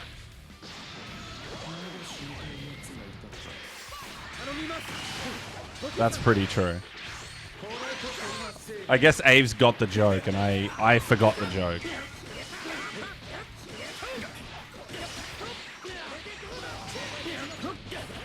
Anyway, Gohan-kun's kind of getting his ass beat, dude. What is it? Perth power. Mush is too good. Perth is too good. Perth seriously is reigning supreme. It is a 3 out of 4 Perth top 4 right now. You forgot a game was being played? So did I. But that's okay. We have 3 out of 4 top... Look at this. Look at this shit. Look at this right here, dude. 3 out of 4. Here's Perth. I apologize for my nun comment derailing the stream. It was a very effective derailment.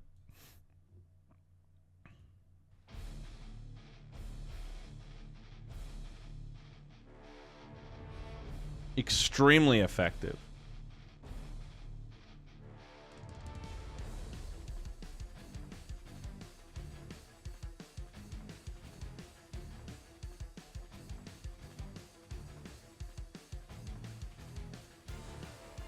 Beat it, beat it, beat it.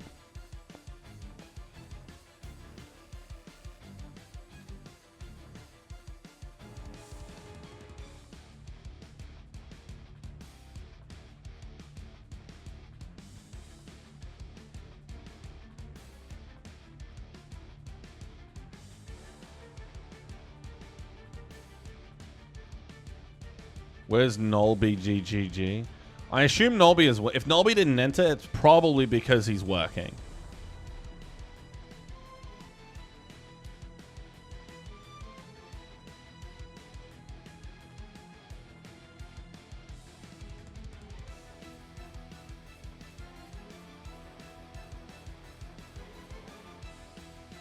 Always working. Always working. I assume we've got winners final up next, which will be Aves and Esto.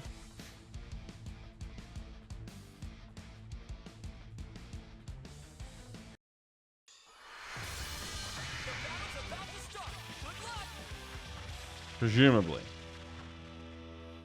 And they'll be first to 3.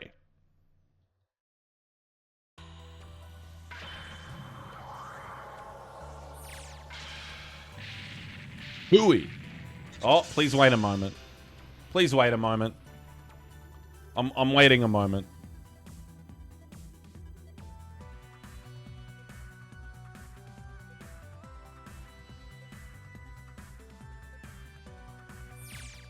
Connection has been lost.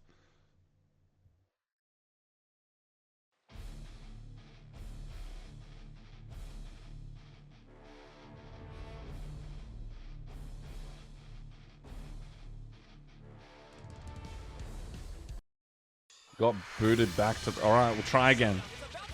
We'll try again. The names are swapped. Let me fix that before people get on my fucking ass about it.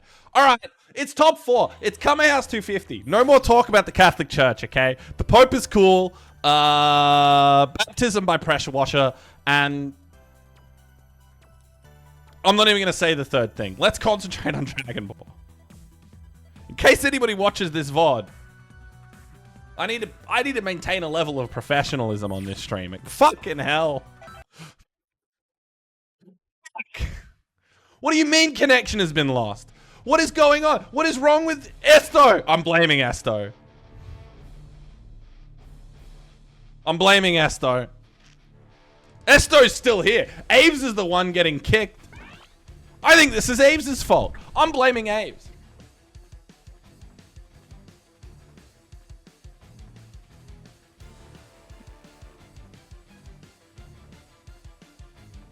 Huh? Don't call me. Where are you? You obviously got kicked. So I'm saying, ask them to restart. Well,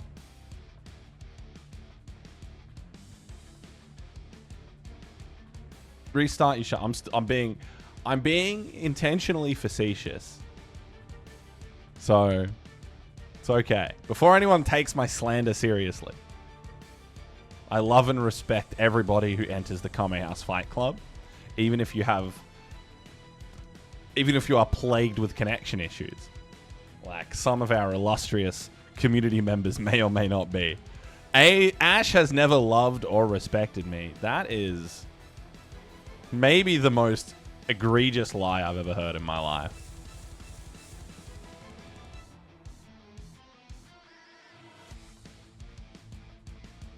I want to tell stream about a cautionary tale.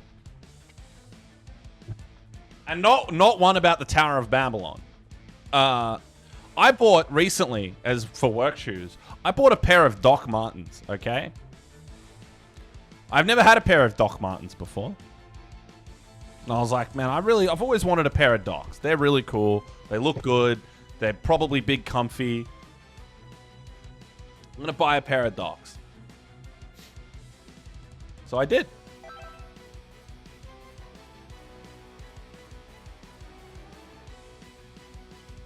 I'm not getting distracted by chat. I'm finishing my story. Fuck you, Paris.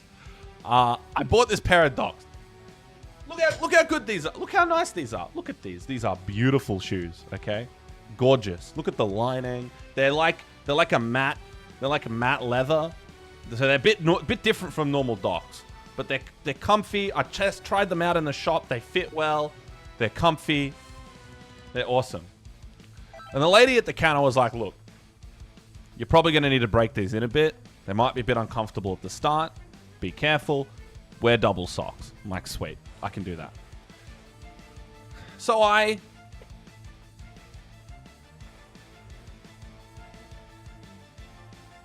You're here? I'm watching. Don't worry. Anyway. I wore them a few times for like an hour, 2 hours. You know, I definitely could feel they needed a bit of a break in. So I gave it a good go. They seemed okay, but they were like a little tight.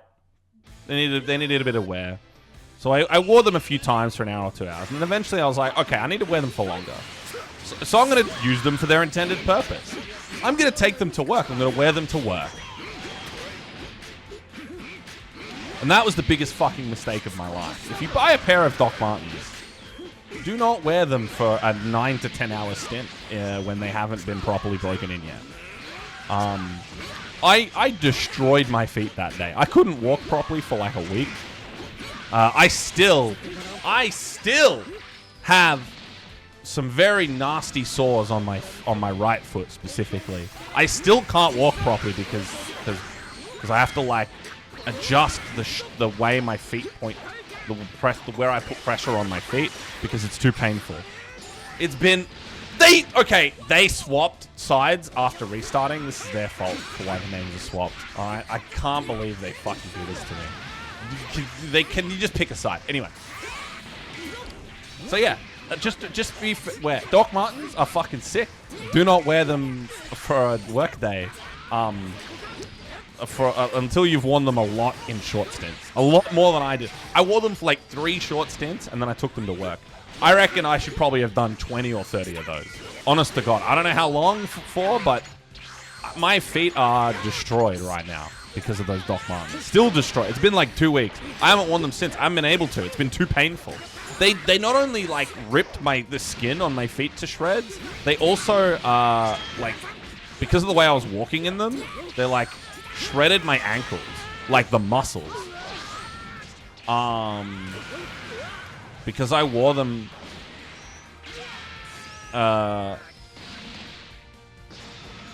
Because I was twisting my feet so I wouldn't step on the blisters. I ended up like really fucking up my ankle, like causing a lot of muscle pain as well. The double sock, were they thick or thin? They were probably too thin. They were definitely thinner socks. I feel like they shouldn't hurt your feet like that, even if they're new. The lady did warn me. The lady did warn me.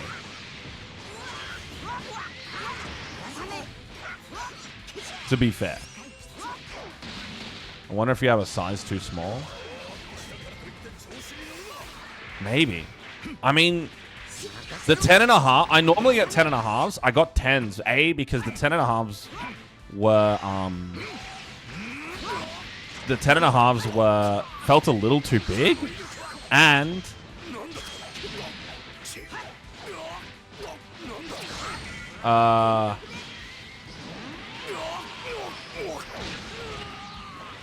the 10s, they didn't have the 10.5s in this like matte leather that I wanted, this color, I guess, or this like material.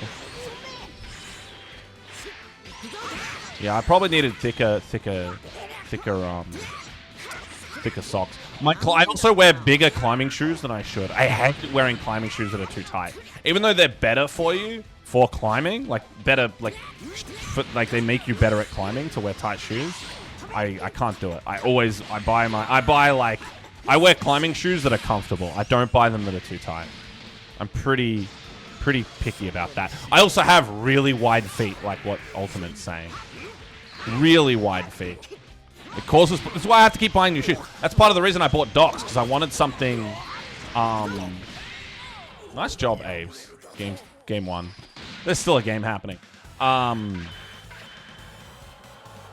of the reason I wanted like boots is because I thought they'd survive my wide feet. Every pair of shoes I get, the sides of the shoes get shredded by my fucking fat ass feet. That's it.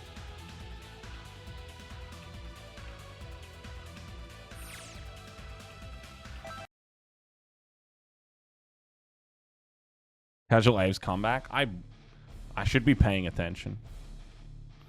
Super tight shoes is a scam.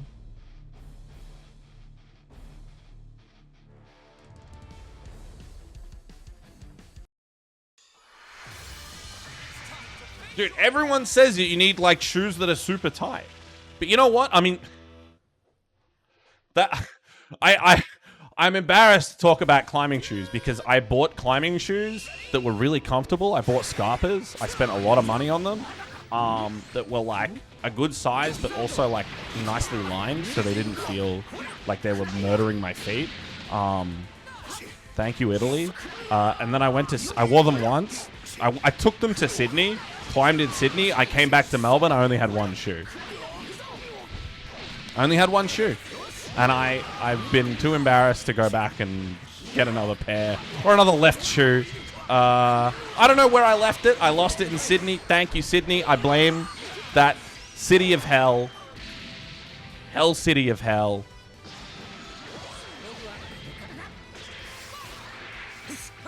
I don't know why I ever go there. I will see you at OHN later this year in Sydney. Fuck you, Sydney. You fucking piece of shit city. Took my goddamn climbing shoes. The climbing gym that I went to was really cool, though. Nobby gets his specific stretchy shoes from Skechers. Yeah!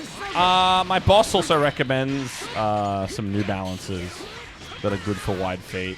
There's probably good sneakers, but I'm not... I hate, like, generic-looking sneakers. I want, like... I'm too much of a...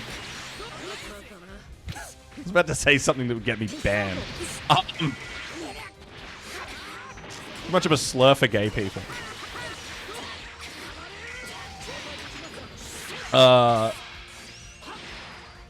need like fancy shoes. And by fancy I mean like, yeah, like Yeah, my Converses go okay. They survived better than most.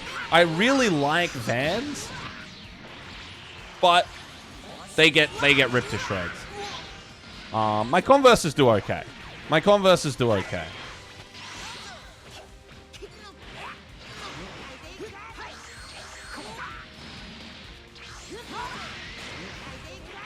Also, I just want to scroll back up the chat. What did Paris say about me? One time, Ash slept on my couch and ate my food and drank my wine and then told Perth T.O. Stuart G that I was too easy with my money. Did I drink your wine? I mean, did I eat your food? I don't remember any of this. Normally we share. We share. I don't eat your... I probably did drink your wine. That probably happened. Did I say you were too easy with your money? I mean, I believe you, but that sounds like a horrible thing to say. I take offense to this because even if it happened, it means I'm a bad person. I'm not saying it didn't happen. But, I'm not good with my money. I'm horrible with money. I can't talk. I can't talk. It did not. It didn't happen. It didn't happen. It's a Cane Blue River story.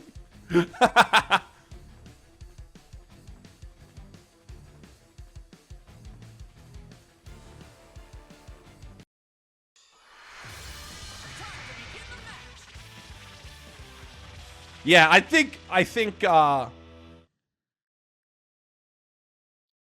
if anyone has the right to talk shit about me and my spending habits and couch ability, it would be Miss Terrific in the chat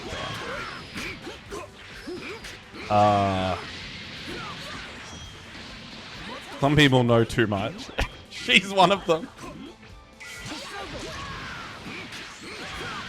I say that with love.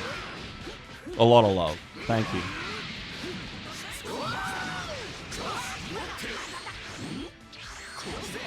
I feel like I was only on the couch for a few months, right? Because then Nathan moved out. I can't remember, but maybe it was longer than that. Time is confusing. Anyway, I'm only on Paris's couch for 1 to 2 weeks when I'm in Perth. That's a temporary thing. All right, let's not talk about the door with the hole in it. All right, that's traumatic. Don't talk about the door with the hole in it. That's a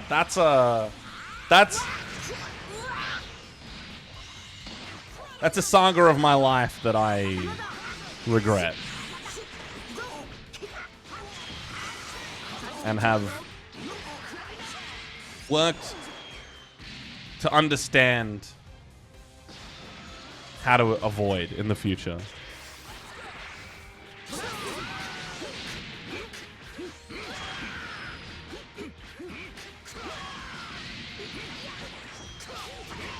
Anyway, what's happening in the game? Esto's doing a combo, guys. Esto's doing a combo. I think Aves is 2-0 up. Did I not hit save? I did not hit save.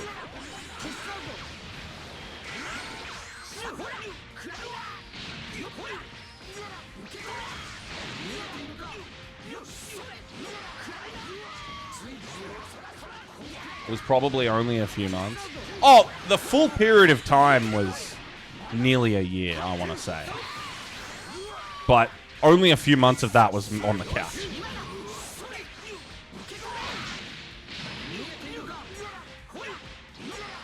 Anyway, we're learning too much about the history of Ash this stream. I've experienced some things in my life. What a time.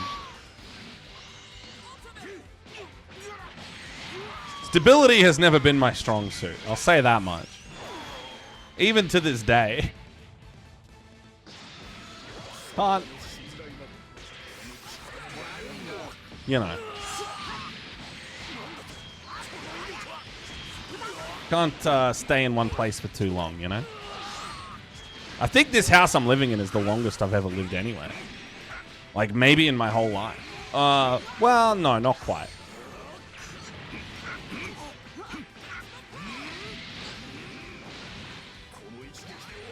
Because even in Sale, I moved around a lot. A lot. Woo! Got him.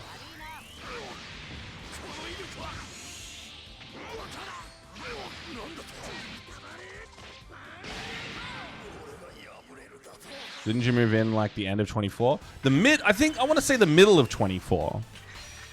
So nearly 2 years.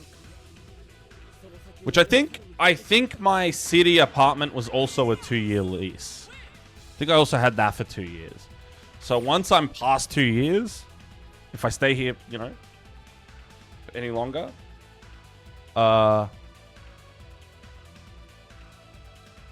then it'll be the longest I ever stayed anywhere.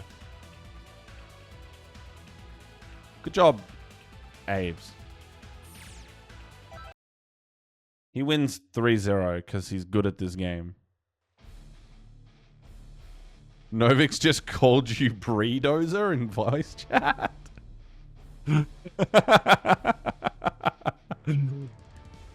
Uh-oh.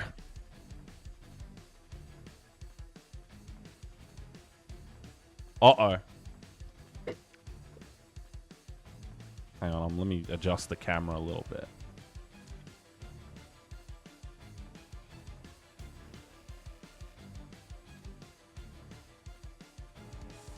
Is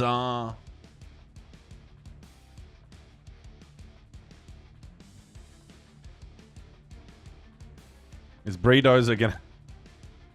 Have you got something to tell us, Beedozer?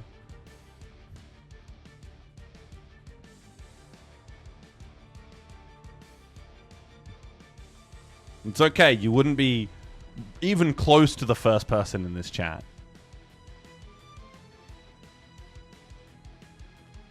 Our first house was built 10 years ago. That is crazy.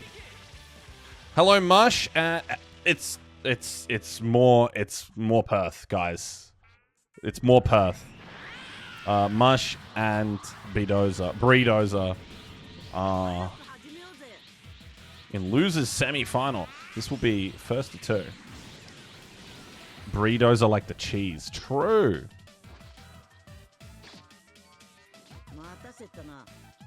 You know,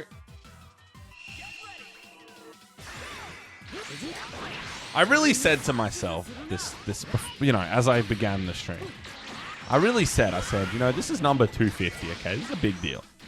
Let's take it seriously. Let's talk about Dragon Ball. Let's concentrate on the games. You know, let's really do it justice, you know?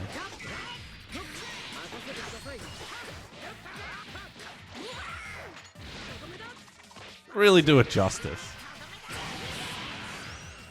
What have I done this stream? Talked about nuns. We've obviously talked about a bit of Pokemon. We've talked about wanting to have sex with nuns. The Catholic Church in general. Here's Paris wanting to fuck nuns. Yeah, exactly. We've talked about me being a piece of shit to my friends.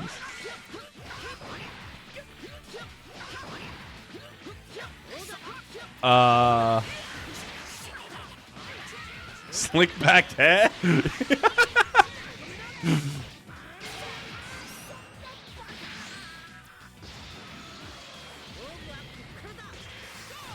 Talk about shoes. And probably a lot of other things.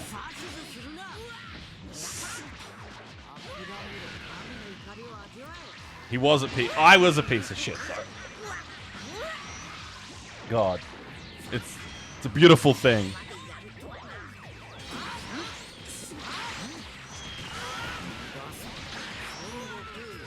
He used to be a piece of shit.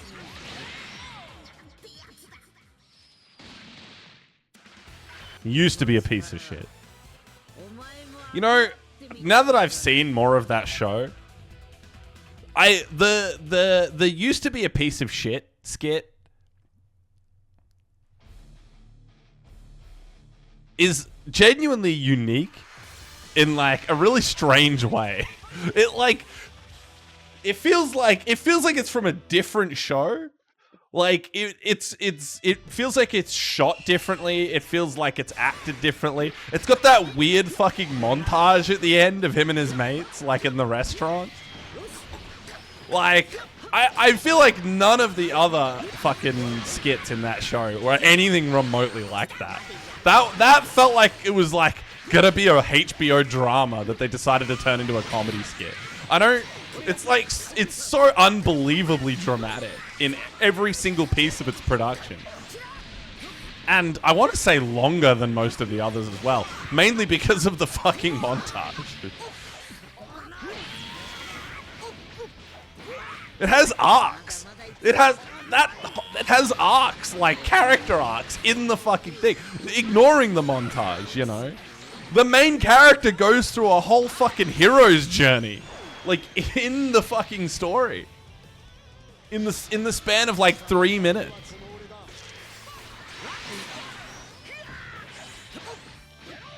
You know, he gets mentorship from the older man who used to be a piece of shit.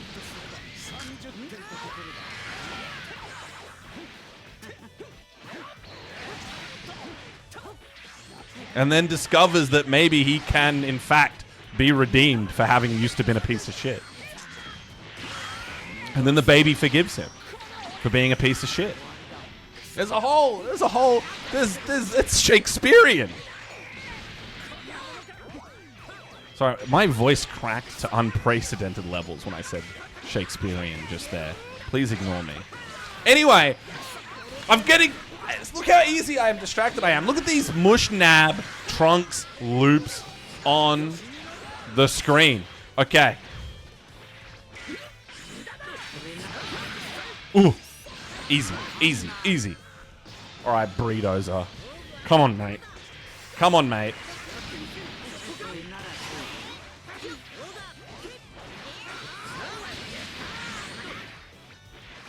Goku Black Slicer anti-air mattering? Hey, the character's saucy now, okay?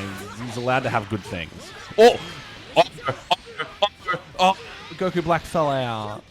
Goku Black fell off. Oh, nice, we got the mix-up. Straight into supers. Command grab's still good.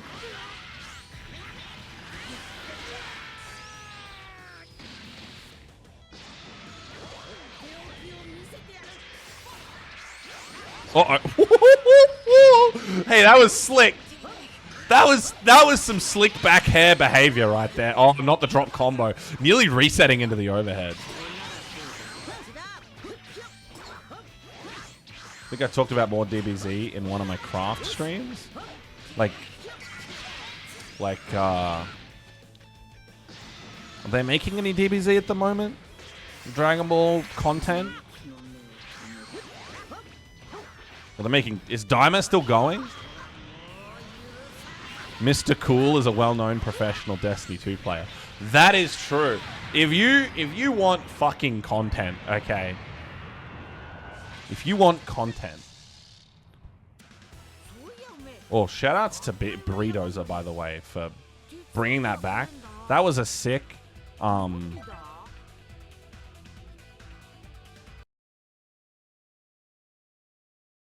That was a sick comeback, by the way.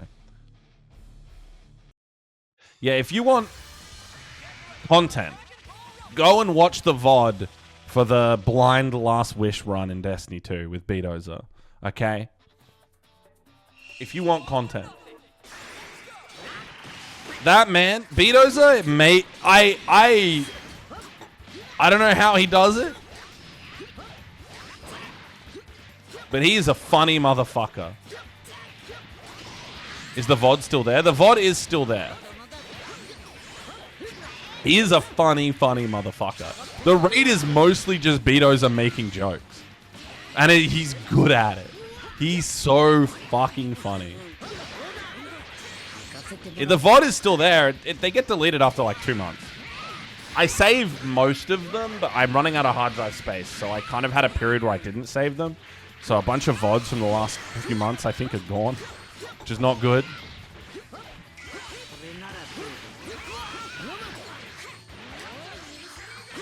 Need that D2 VOD uploaded immediately? Alright. I can do that.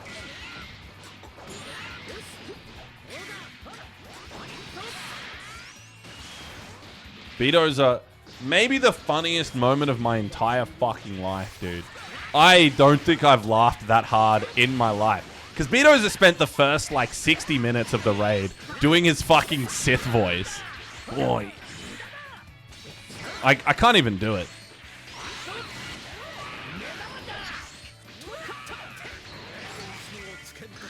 I can't even do it. I can't even get into character. I do a character voice acting fucking stream every week, and I can't get into the character that Beedozer is automatically. I've been doing that Phoenix Wright shit for years, and Beedozer is already better at it than I am.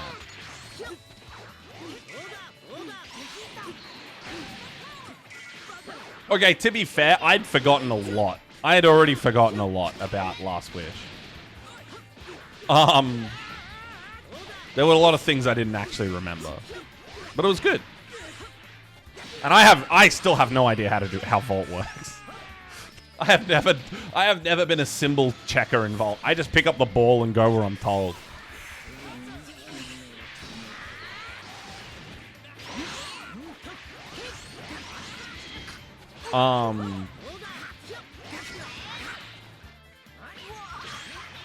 Gave such a good Vault explanation. It's not about the explanation. Some things you just have to do. Some things you have to do. Anyway, Beedozer's spent the last fucking hour doing it. You know what? No, go watch the VOD. I'm not even going to tell the joke. It's a good joke. Beedozer is a comedic fucking genius. He's also good at Dragon Ball. He just won the set 2-1. He is in Losers Final. Top 3. He'll be fighting Esto for the privilege of fighting his state rival in AvesPrime in Grand Finals. Nice job. Nice try, Mush. Mush is very good at the game. Unfortunately, Beedozer may be one of the best to ever do it. Maybe.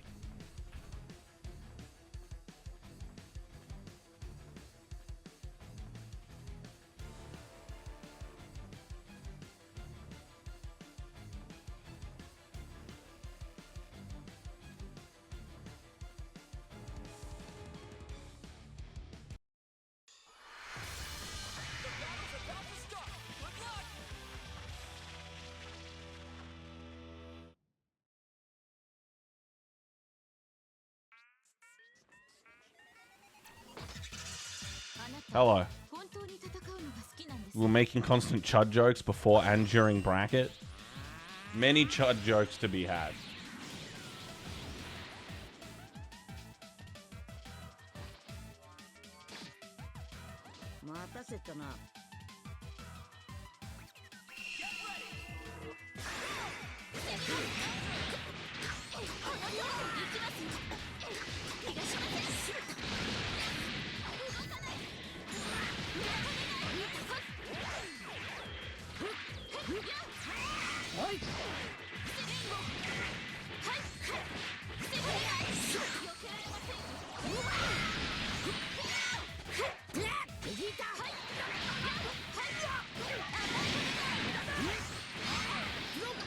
Mush is my goat.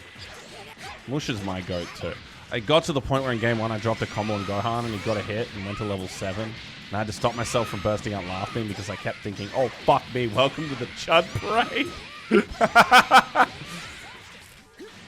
Welcome to the Chud Parade.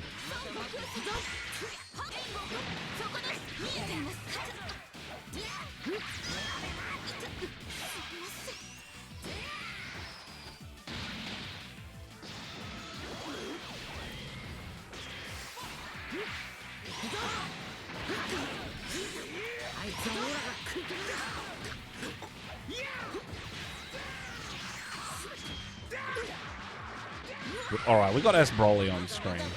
Surely it's God Gaming time. Oh shit, play P4. P4U2. Dude, when's P5U, dude? None, fuck this. Who even likes Persona 4 anyway, okay?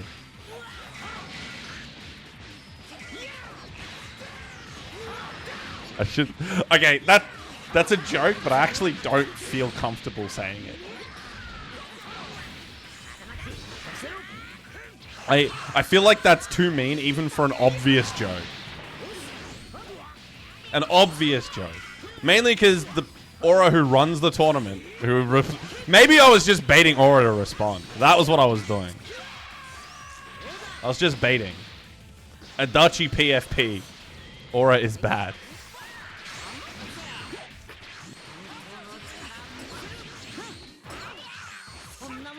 Your response was sufficient. That's it. It was just bait. That's all I wanted.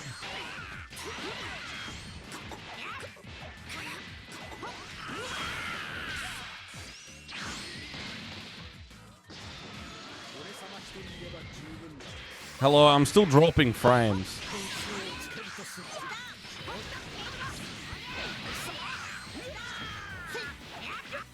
I'm still dropping frames. I don't know if anyone can hear me.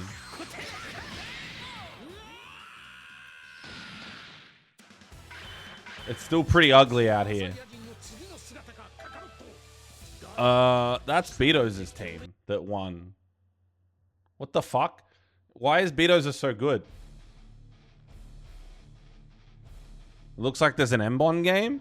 The M-Bond game should not kill the connection. I assume if there's an M-Bond game, then the M-Bond game is also getting fucked. But to be fair, I haven't heard of Saurus. Saurus would normally come out. Oh, he might have restarted the router. No, but that would have just dropped instantly. He would have. It looks like it's gotten better. I don't know what happened. We have these weird like dropouts that happen. Well, like when we get one dropout, we get like multiple a day, and they happen for like a week, and that hasn't happened for a while. Surely he knows you're streaming and wouldn't just restart the router midstream. I don't know. He does know I'm streaming. He definitely knows I'm streaming.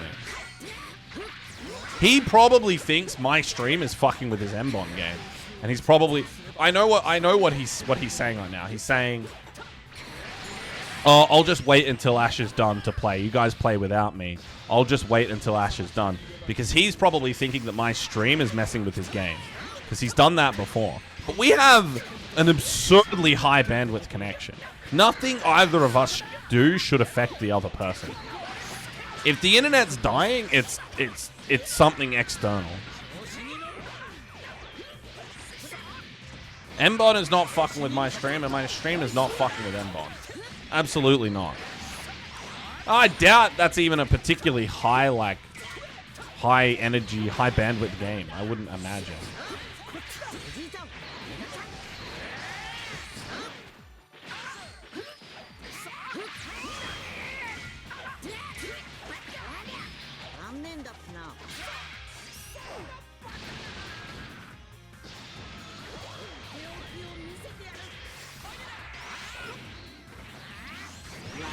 The M-Bond is like P2, P2, P2. What do you mean P2? It's a 4-player game. Are you watching?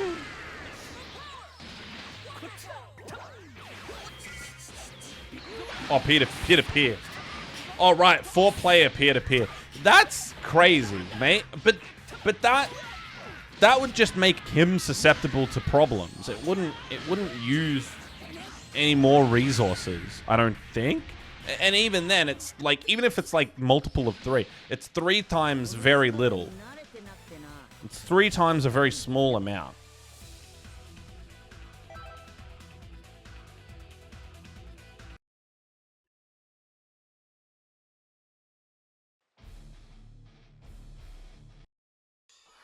So I don't know. I think our internet's just being fucky tonight. It happens. I hope it doesn't affect the VOD.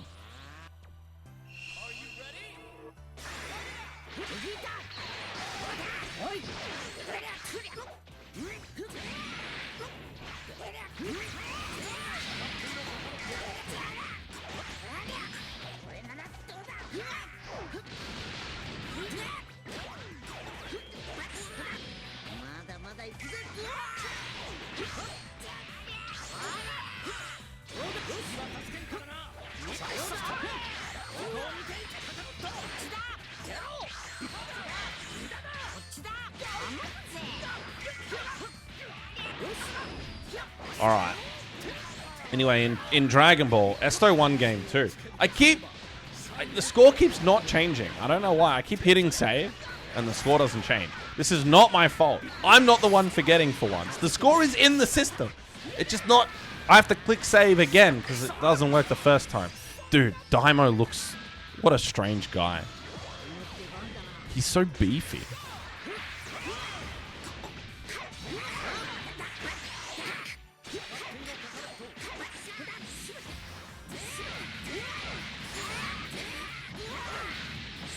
Woo! Oh, no. Beedozer nearly has the combos. This is what 10,000 hours of Strive looks like. Ooh! Ooh, that was cool. That was slick. Alright, Beedozer. Sorry, alright, Esto. Sorry, that was Esto. Esto was slick. Get fucked, Beedozer. I'm not cheering for Perth anymore.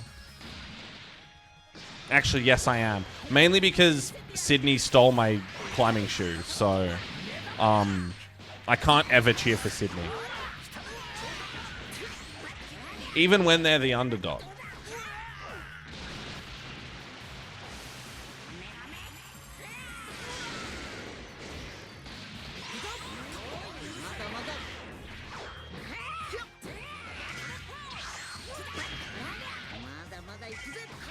What's even more fucked up is that it was just one shoe. Yeah, and as far as I remember... As far as I can remember,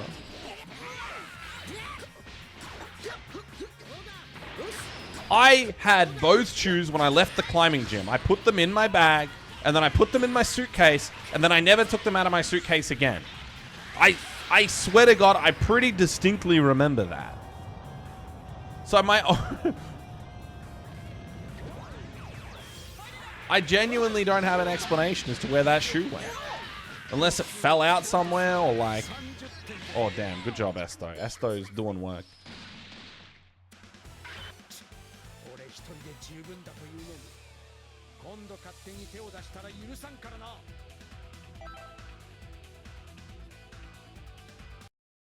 I don't know. I'm gonna blame Sydney Airport. I'm gonna say the Sydney Customs, Sydney Airport security stole my shoe. That's my hypothesis. That's who I choose to blame. We know airport security people are ontologically evil, so they seem like a good scapegoat.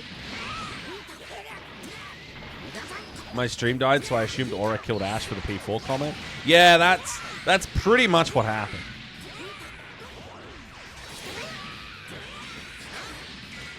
Adachi PFP, it turns out to be a serial murderer.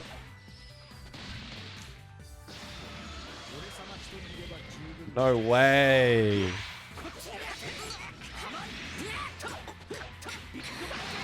Does anyone want to see my 40k nun? Of course. It was an amputee who only needed the one. Dude, the one-legged climber is so based. If that's a thing, if there are people... I'm sure that exists, and I think whoever that is cool as hell.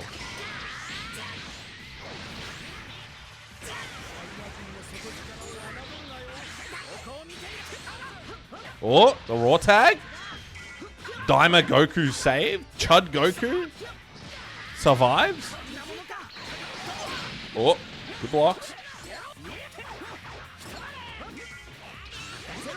Oh, this is cheap.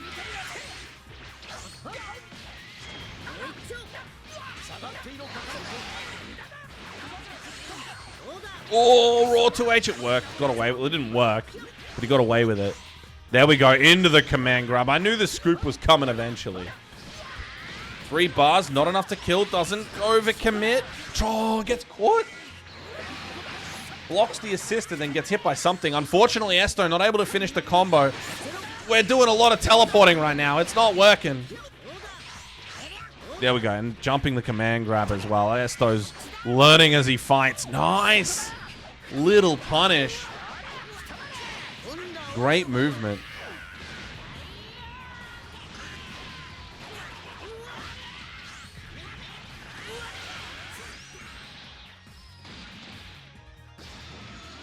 Well, I'm seeing Paris's nun. Paris has DM'd me pictures of the nun.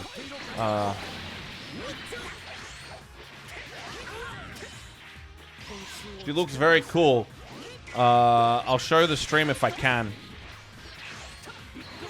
Or soon.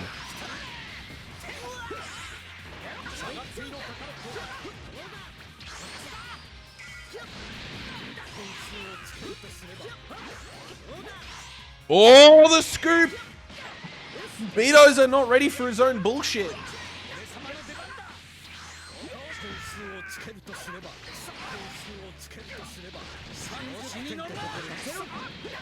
Oh.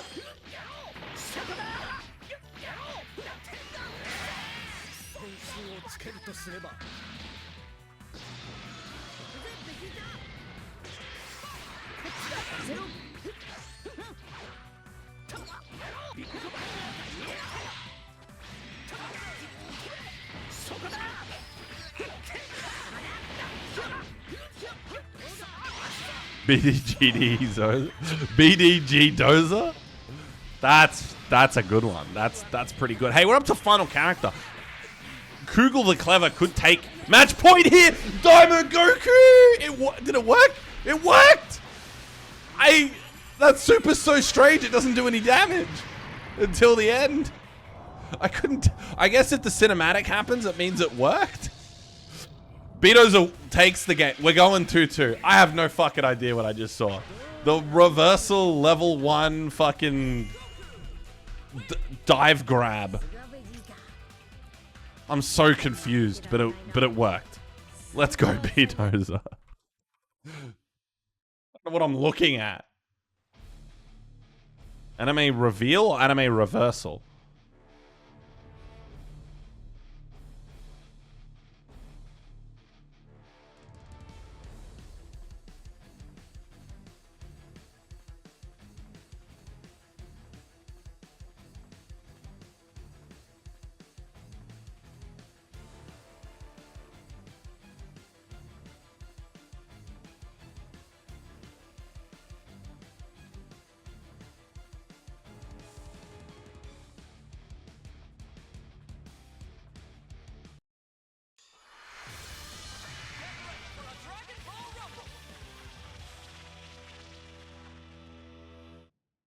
All right.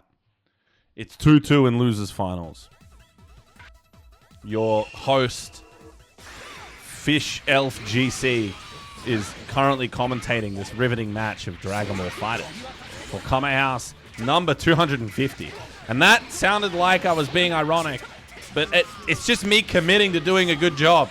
I want to make this match, I want to show the world how hype Aussie Dragon Ball can be, okay? No more fucking around, all right? No more talk of lesbian nuns, okay?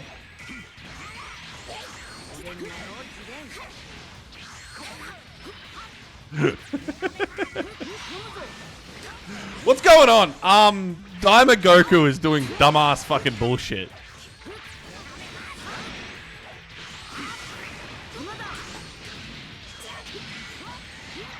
I'm really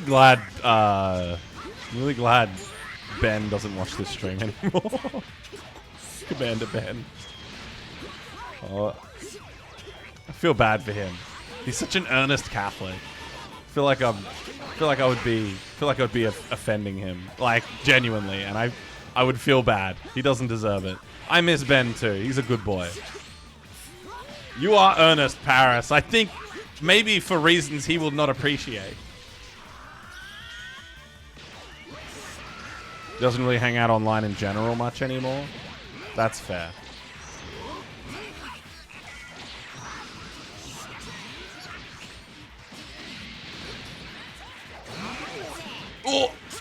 Oh, we got team fight mix-ups.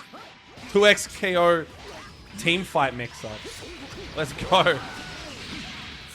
The pincer maneuver. All right, Esto takes first blood. Blue Goku's dead. Blue Goku did a lot of work for Beedozer in the last game. Maybe all the games. I think that might be his best character. No, nice punish. The raw super? The raw level 1 round star? Beedozer. I don't think Beedozer wants to win. I think he might have given up. Not because he... Oh my god. Or maybe his blue Vegeta's just like this. Nice. We're taking him to the ground.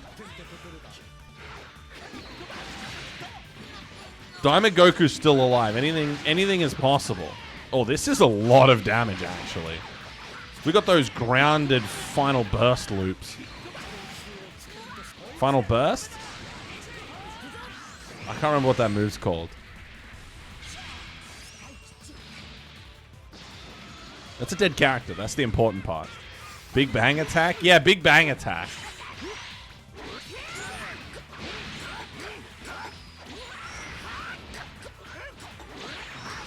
Okay. He has... It's Gogeta that has the final bang? Is it the final bang attack?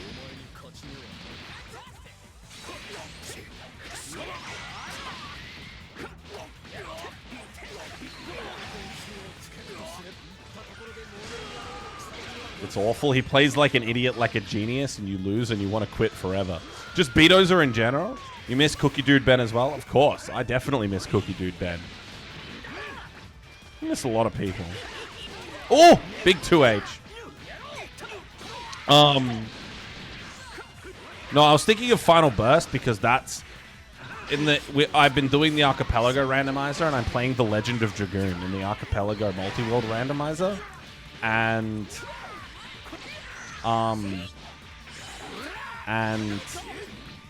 Dart's level 3 Dragoon move is called Final Burst, and he yells it with a lot of aggression. Final Burst, and then he final bursts, and then he final bursts. It's great. Do I miss? Yeah, of course I miss you, Tessa. Don't worry. Of course I do. Anyway, Beedozer is about to win this set of DBFZ. He is going to... Oh, no, wait. Esto's alive. Good tech on the Dragon Rush. Oh, the parry doesn't quite work out. And punishing the whip. Vanish. Beedozer. Breedozer even. Will be taking it to grand finals. We are going to have an Ames versus Beedozer grand final. A Perth derby. Esto has to play P4AU now. Yes, he does. It's a bad time. How's Legend of Dragoon been? Yeah, dude. Okay, so something I learned about Legend of Dragoon. It has a PC recomp called Severed Chains. If you want to play it, I strongly recommend you Google Severed Chains, you download that shit, and you play it through your PC.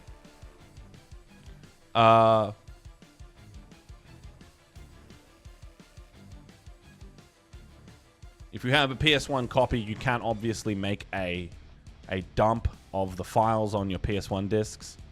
The recomp is really sick. It is so good. There's a lot of cool like quality of life stuff.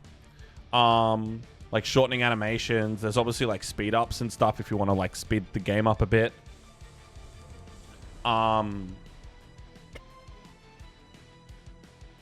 It's fucking amazing.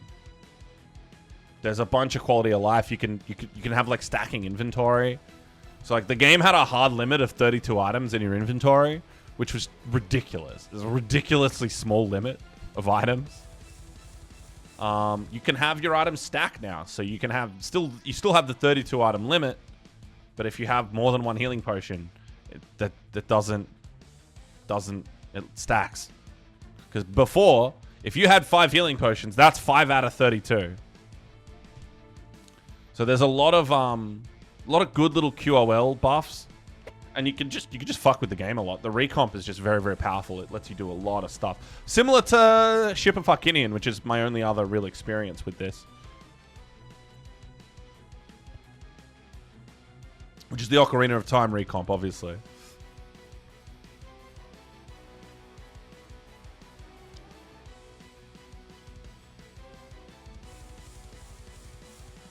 Yeah, it's awesome. So if you want to play a Legend of Dragoon, I recommend Severed Chains. Also, just like high resolution, they do some cool stuff. Like the 3D, the 2D scenes stay in the original aspect ratio because you can't like stretch them. Like you can't add pixels. Like they have a hard limit in how much they drew in the 2D scenes, the backgrounds.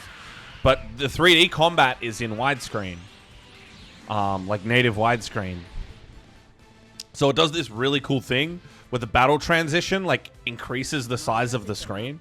So when you like walking around and you hit a battle like trigger, like an encounter, the screen like widens as the that blurry effect. You have that like blurry rain effect that comes on.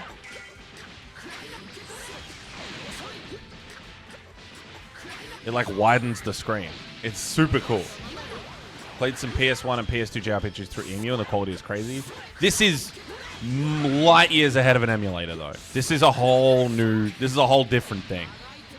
Like it functions, it's functionally identical. You can make it exactly the same as the original experience, but because it's a recompiled, like it's a port. It's a PC port with like added features. Like native added features. Native widescreen. Higher resolution on everything, like on all the textures. Tons of QOL optimizations. Super good.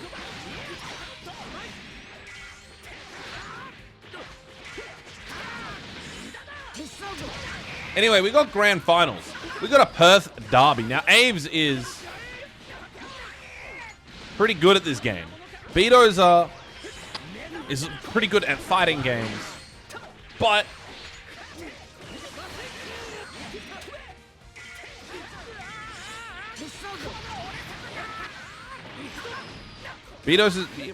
AIDS is the experienced DBFZ player. This is a big battle. Oh shit, we're going into the fucking sky, dude. We're breaking the limit. Oh my god. We're really breaking the limit. What the fuck? I did not expect that to keep going. Off-screen combos. It's Marvel 3 all over again.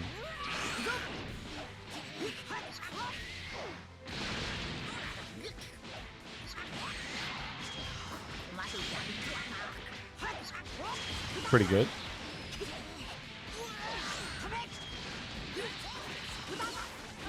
Ooh, Beedozer got baited, dude. You got knowledge checked. That was fucked up, Aves. You're a bad person. You go one up in the set. 480i, baby. Worst console visual-wise? I get what you're saying, but that shit had Final Fantasy X on it, which is a beautiful, beautiful fucking video game. 6th gen. Oh, compared to the X, was it the original Xbox the same time as the PS2? Yeah, it had to be. Compared to the original Xbox and the GameCube, yeah, it was the ugliest of the three. That is true. But there were still some beautiful, gorgeous games. Dragon Quest VIII looks 100 times better than FF10. Alright, mate. This guy with his fucking Dragon Quest propaganda, bro.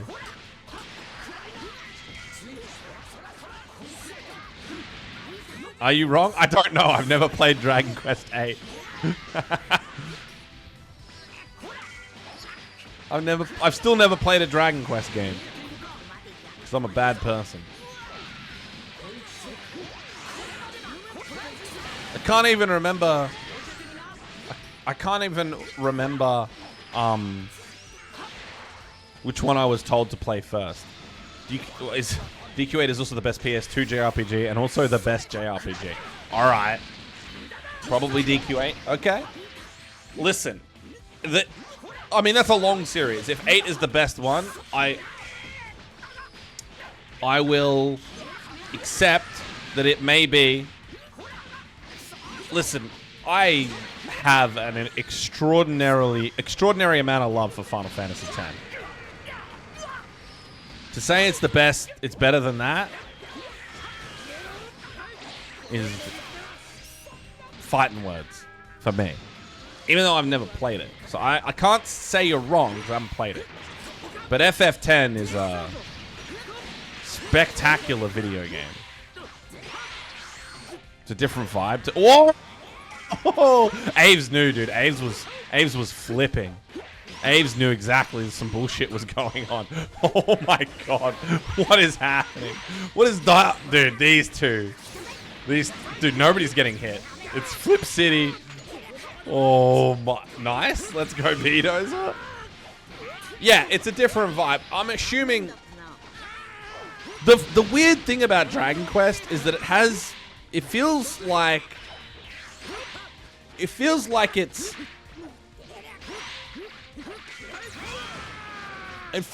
effect on popular culture is a very different kind of, like, I feel like it's had a very different kind of impact. Right?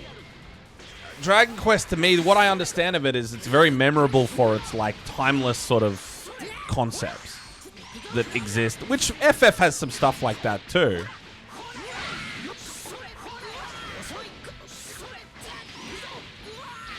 But, you know, the Dragon Quest slime is, like, the first thing I think of, right? In Final Fantasy, they have, like, Moogles or whatever. But the things I remember in Final Fantasy are, like, specific characters. Final Fantasy's famous for, like, Cloud and Sephiroth, right? And Tidus, right? And Auron. But Dragon Quest, I know, I can think of, like, the one generic Dragon Quest guy. But I guess Dragon Quest's, like, other stuff is more famous. It's not really a character, like, I don't see it as, like, a character story game. I see it more as mechanic. Not having played it, I see it more as, like, continual expression of its sort of mechanical purity. And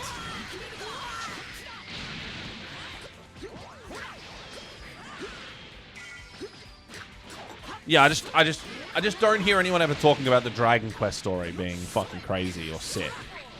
But I hear people saying the games are good, which, you know, means they're good for... The story could be fine. It's just, you know, it's considered good for other reasons.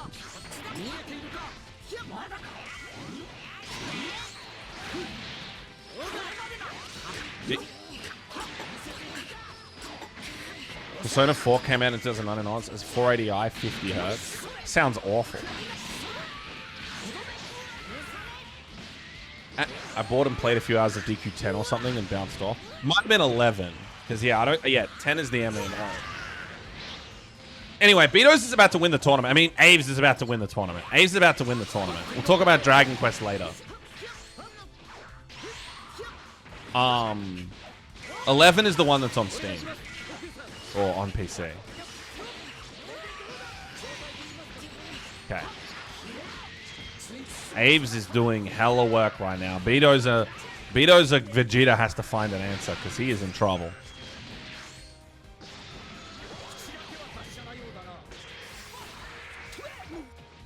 He's aping out. He's ape escaping. Ooh.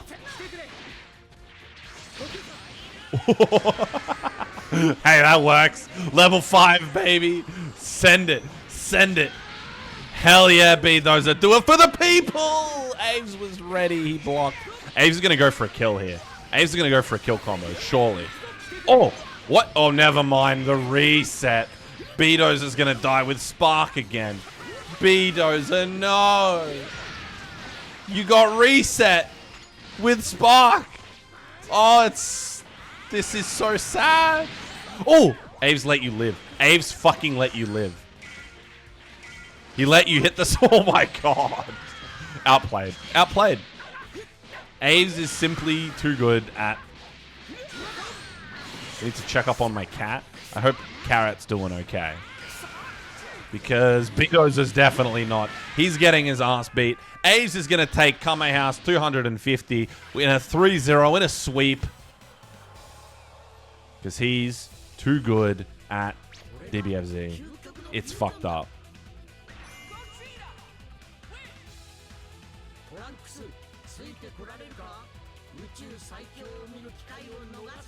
I think I lent my PS2 copy of FF10 and X2 to somebody. Never getting that back. I hope that wasn't me. I don't think it was, because I never owned a PS2. I never owned a PS2. I ended up getting those games, the HD remasters on PS3 or PS4. I can't remember. Maybe both. I have it on Steam now, too. I never actually owned a PS2. Well, I had an Xbox. I had Halo. You know. I had Halo. I don't have any of my PS1 games. I had FF8, I had FF7. I had Legend of Dragoon. The discs for Legend of Dragoon was so cool. The disc art of the Dragoon renders. But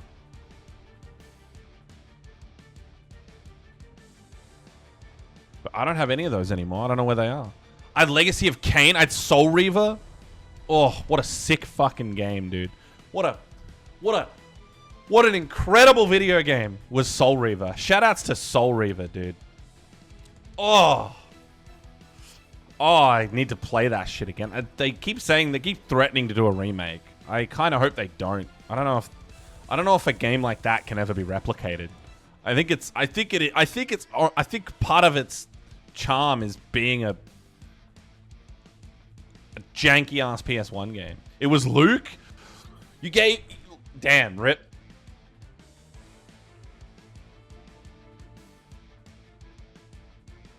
Rip Luke. Well, not rip Luke. Luke's fine. He's doing okay. I see him post on Facebook or something. I've not spoken to him in a long time, but he's... Wait. I'm trying to think which Luke. Now I just realized we could be referring to multiple Lukes. Luke is a fucking common name. Whatever. Anyway.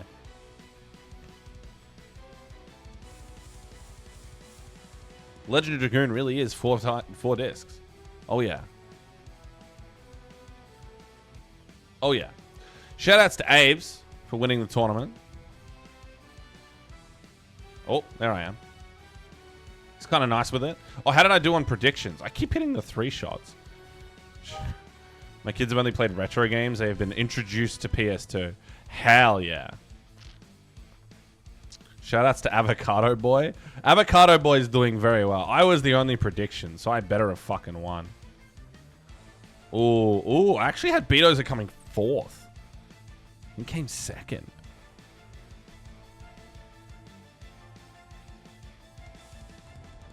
Rip Avocado Boy.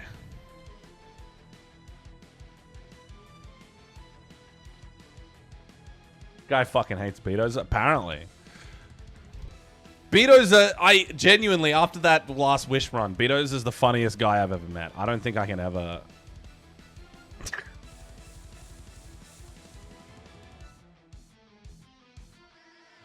Paris is a close second.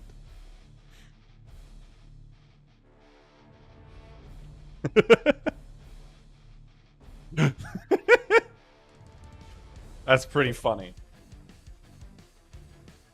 I'm sorry, Paris, but you only lose because you probably aren't willing to do a shitty Sith voice for an hour before.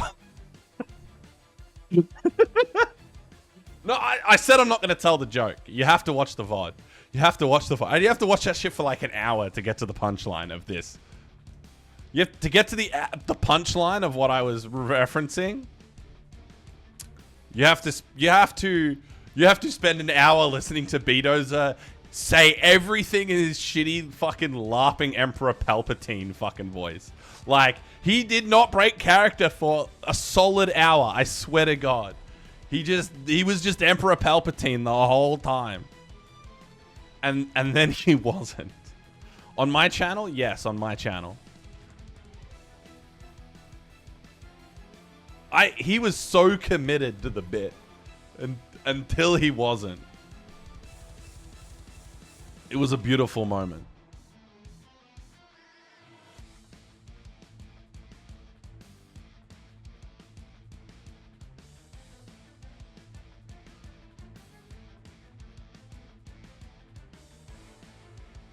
Someone needs to clip it.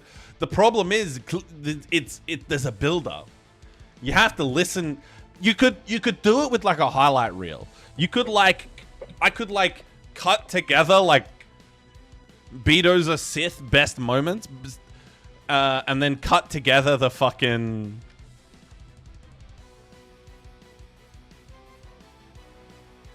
Cut together the highlight reel. Fuck.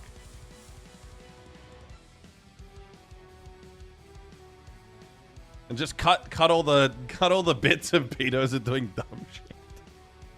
But then I'm profiting off of someone else's content. You know? That's plagiarism. H Bomber Guy did a whole 4-hour video about that. You know? That's Beedozer's original content that I would be stealing. Even though he didn't, you know, record it. I did. Maybe he did.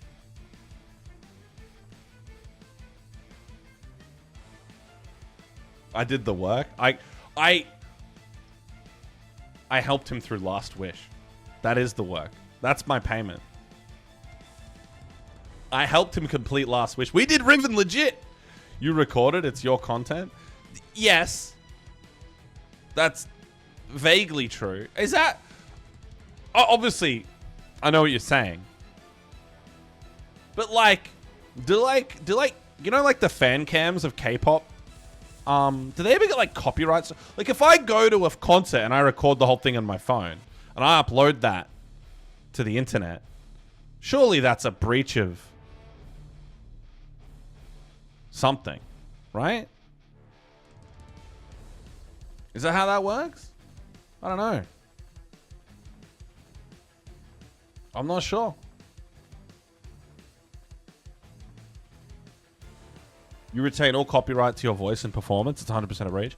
Well, I assume the K-pop people like it because it's like a marketing strategy to have everyone like post their fan cams or whatever.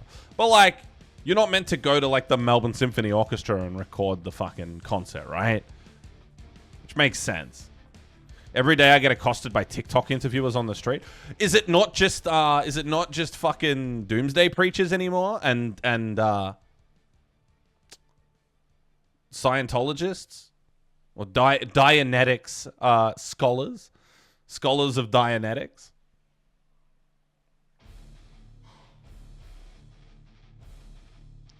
Mostly those guys, but also TikTok influencers.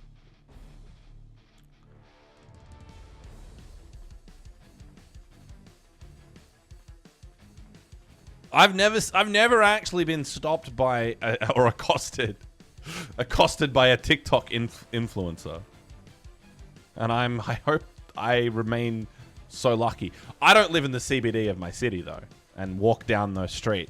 Perth CBD is an insane place. I don't know if I told this story on the stream, but Paris was telling me as we were going down Perth CBD. Paris was like, "Oh yeah, there are these like doomsday like Christian like cultists that like try to tell you the end times are coming, you know. But what happens is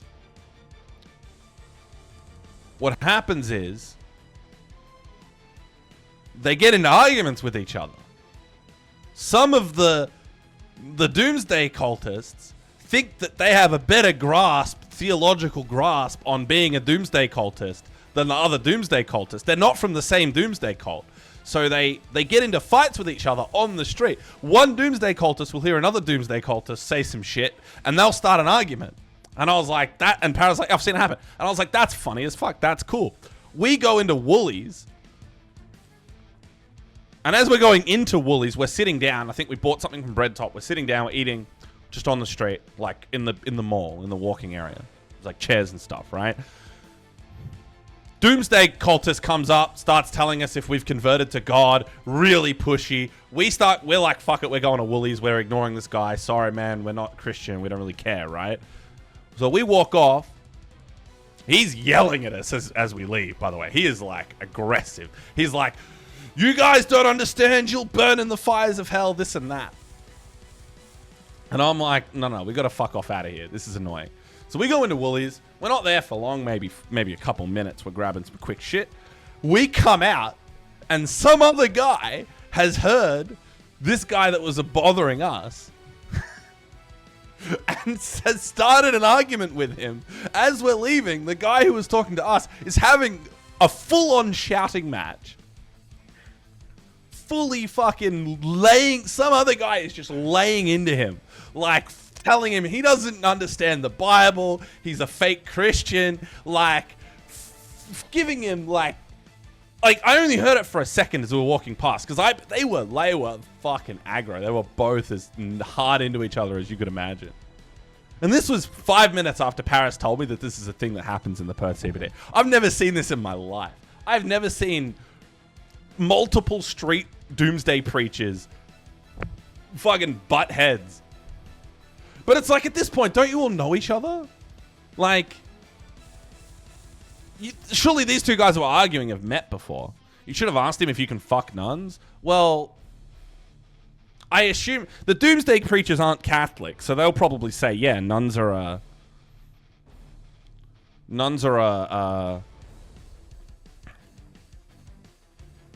false, I don't know, false thing. I don't know what the word is. Something schism. We have really sweet old Jehovah's Witnesses in our town. Dude, there was some Jehovah's Witnesses that came to my house the other day. A couple weeks ago. I was outside. I was cleaning my PC. I was like wearing a singlet. It was kind of warm. It hadn't gotten really cold yet. Maybe a month ago. And I was like, I thought I'd heard knocking on the door, but I didn't really hear it properly, and I was like, oh, I don't really care, like, whatever. But I was outside. I was on the other side of the house, like, blowing. I had a compressed air, and I was cleaning out my PC. And they obviously hear the compressed air, so they come around the side of the house and come around to see me. And I'm here, like, I'm sweating. I've been fucking cleaning. I've been doing all this shit in a singlet. And the guy sees me and realizes that something's like, he realizes it's like kind of a bad time. He goes, oh, there you are. And I'm like, oh, hey, man, what's up? Kind of caught me at a bad time, bro. He's like, no, don't worry about it. I just wanted to give you this. You're welcome to come to this event if you want. He hands me a flyer. And then, to his credit, that was it. He just wanted to hand me the flyer. And I was like, sure, I'll take the flyer. I was polite. He was polite. And he walked away. He gave me the flyer and he left. It was cruisy. It was chill. Are they cognizant enough to remember each other at all? Maybe not. No. Actually, it's funnier than that because he was polite to me. I didn't see what happened next, but I know. So, I share a driveway with another house. I'm Unit 1. There's a Unit 2 behind me. Literally, I need to say this a little more quietly because they're like right there. Like right there.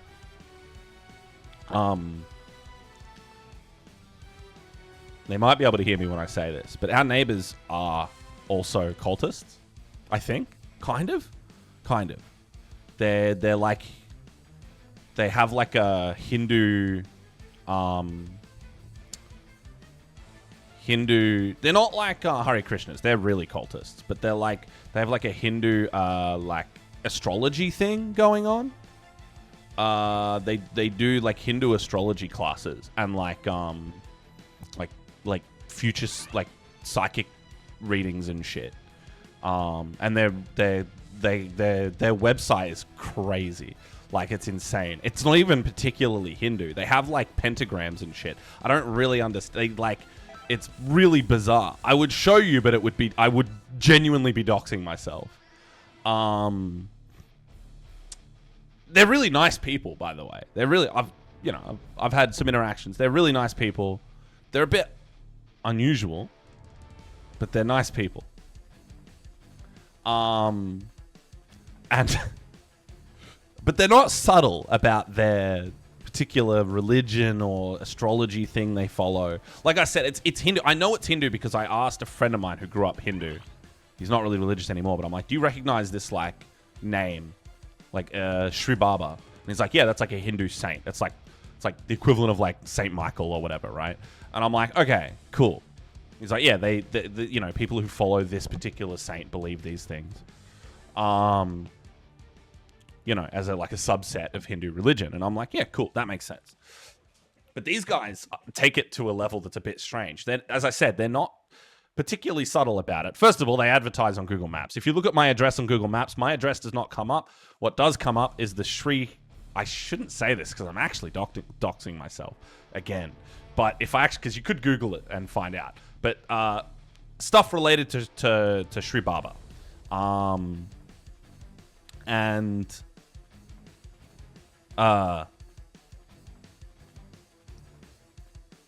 it's like a business, right? They're selling a product. If you go to their website, they're selling astrology readings, you know, find love, marriage counseling, but it's all through like whatever mysticism they're following, right? Anyway, they have a giant poster of like a guy channeling his chakras. Like the window, I can see it. I can't really see it right now, but when it's light, sometimes the light's on in there. They have a few things. First of all, they have like crazy colored like LED like disco lights going on all the time. Not right now actually, but very often. It is a fucking light show in that house 90% of the time. At least the parts I can see. It is fucking going off in there. And the second part is they have the window is completely entirely covered by what I can only describe as a poster, but like a poster that faces the outside. It's like they've painted it over the window of a fucking guy channeling his chakras. Like he's got, you know the meme of like your brain expanding and it like eventually evolves to the guy like in space, like his mind is fucking glowing and he's got like all the glowing points in his body and he looks like he's like ascending, like achieving enlightenment. They've got that in their window. And it is visible from where I was standing when the Jehovah's Witnesses came to see me. Now, they obviously knew it wasn't me, but and I wish I had stuck around to listen to this conversation. They went and knocked on those guys' door. And I really wish I'd heard what they had to say. It would have been really fucking funny. But I didn't hear it. I kind of ran away. I was like, I don't want to talk to these guys. Even though they were respectful, they left. But I didn't listen to their conversation. I kind of went back inside. But I really can't describe the fucking thing. If it was daytime, I'd move the camera to show you, but it's too dark. You can't see it. It spooked the shit out of me because when they first put it up, I sort of saw it in the corner of my eye and I thought like, I don't know, it looked like we're being invaded by fucking, I don't know, by a Naruto character. Would have been really interesting.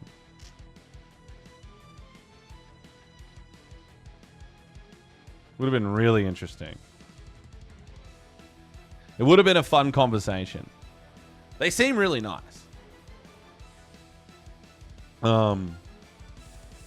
They're a bit strange. They seem like they're from like, if I had to guess, they're from like a very poor background, and they're a bit like rough around the edges, you know.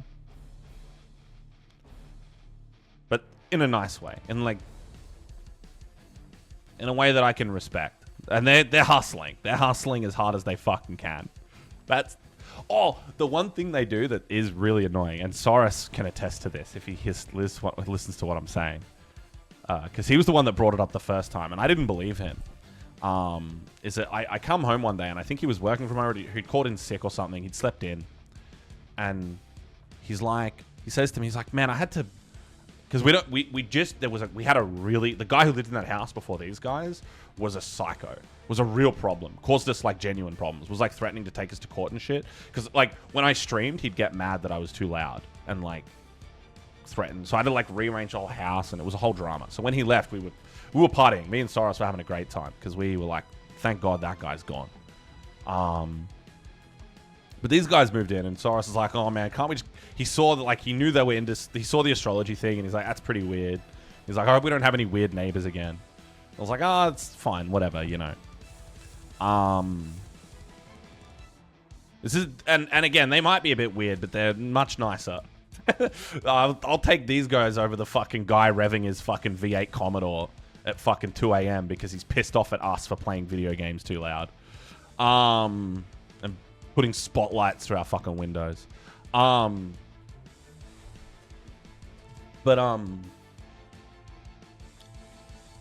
says to me one time when I come home from work, and he's like, man, the guy... I had to have an argument with the guy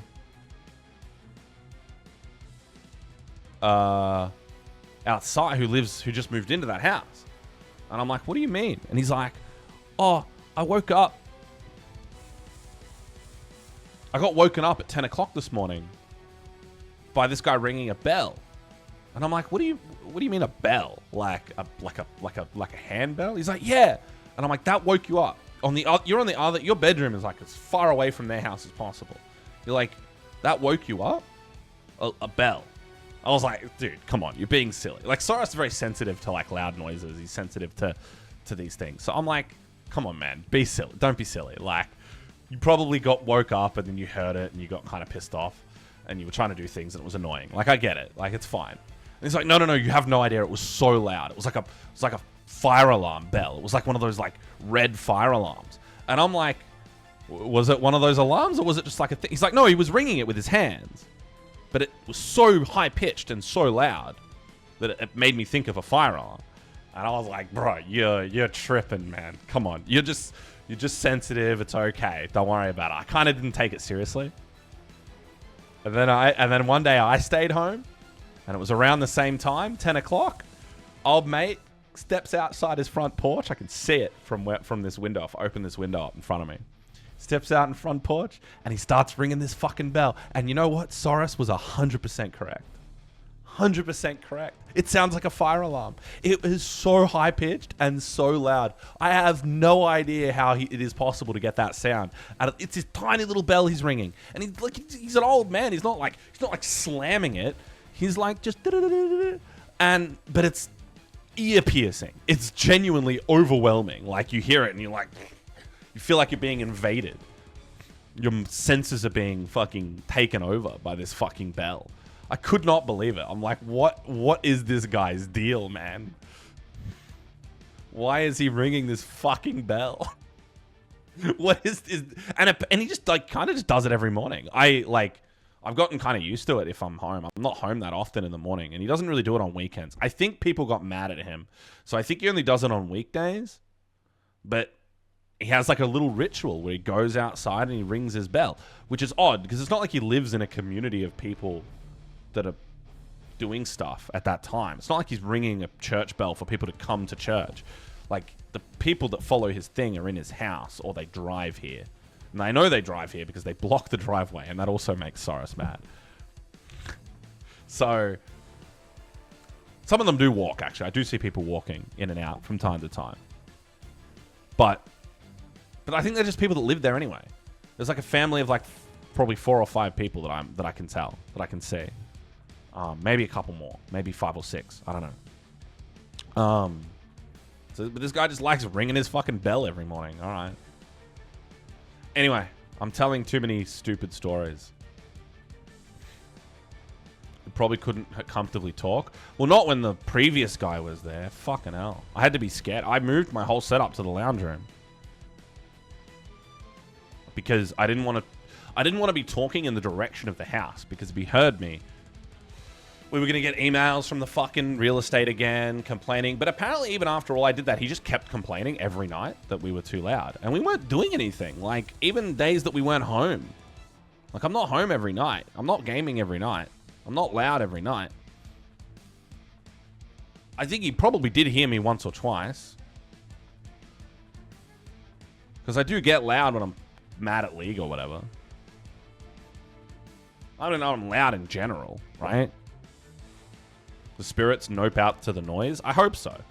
I hope it gets rid of the evil spirits. That would be good. I don't want evil spirits. You know? Alright. Well, it's 11 o'clock.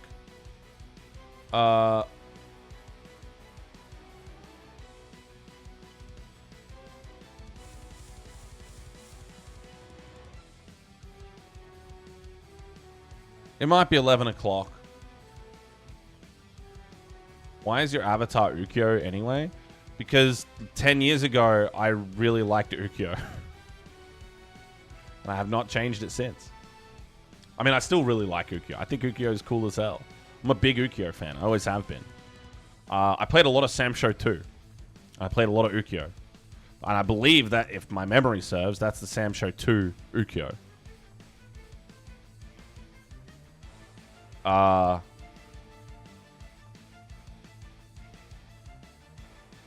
FGC players are suckers for dying twinks with a broken overhead. Exactly. Exactly. Exactly. Love Ukyo.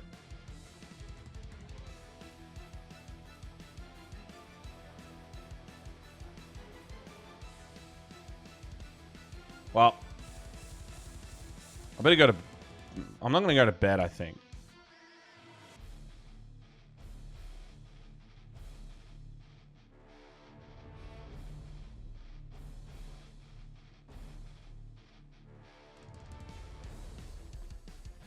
Not bed. I'm going to do something else. But I'm going to end the stream because it's been a few hours. We've had a good run. I'm going to play... I'm probably going to boot up Ocarina of Time. But I don't think I'll stream it this time around.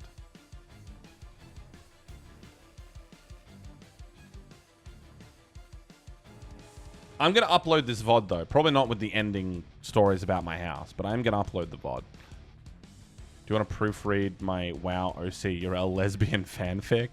I can proofread your lesbian fanfic, but not tonight. I will send it to me and I will have a look for you.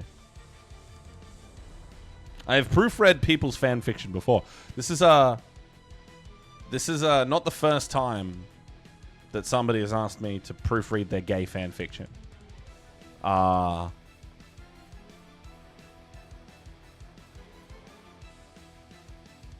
This is the first time somebody asked me to proofread lesbian fanfiction. But Audrey did call me an honorary lesbian once, and I've hung to that label, like, for dear life. So,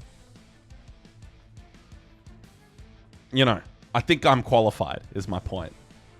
Alright. Good night. Good night, Tessa. Good night, Paris. Good night, Ulti. And everyone else. Aves. Aves! Join me in voice chat if you're around. We'll do some archipelago. Hopefully I'm here on Sunday for Ace Attorney. I was not able to do it last week, but this week it's Ace Attorney Investigations. Aves can talk to you, but you can't read my fanfic. I want to play video games. I want to play some video games before bed, Paris. Let me have my video games. I don't want to do more work. I want to go to bed. I'm leaving. Bye. I'll see you on Sunday. Good night. Good night.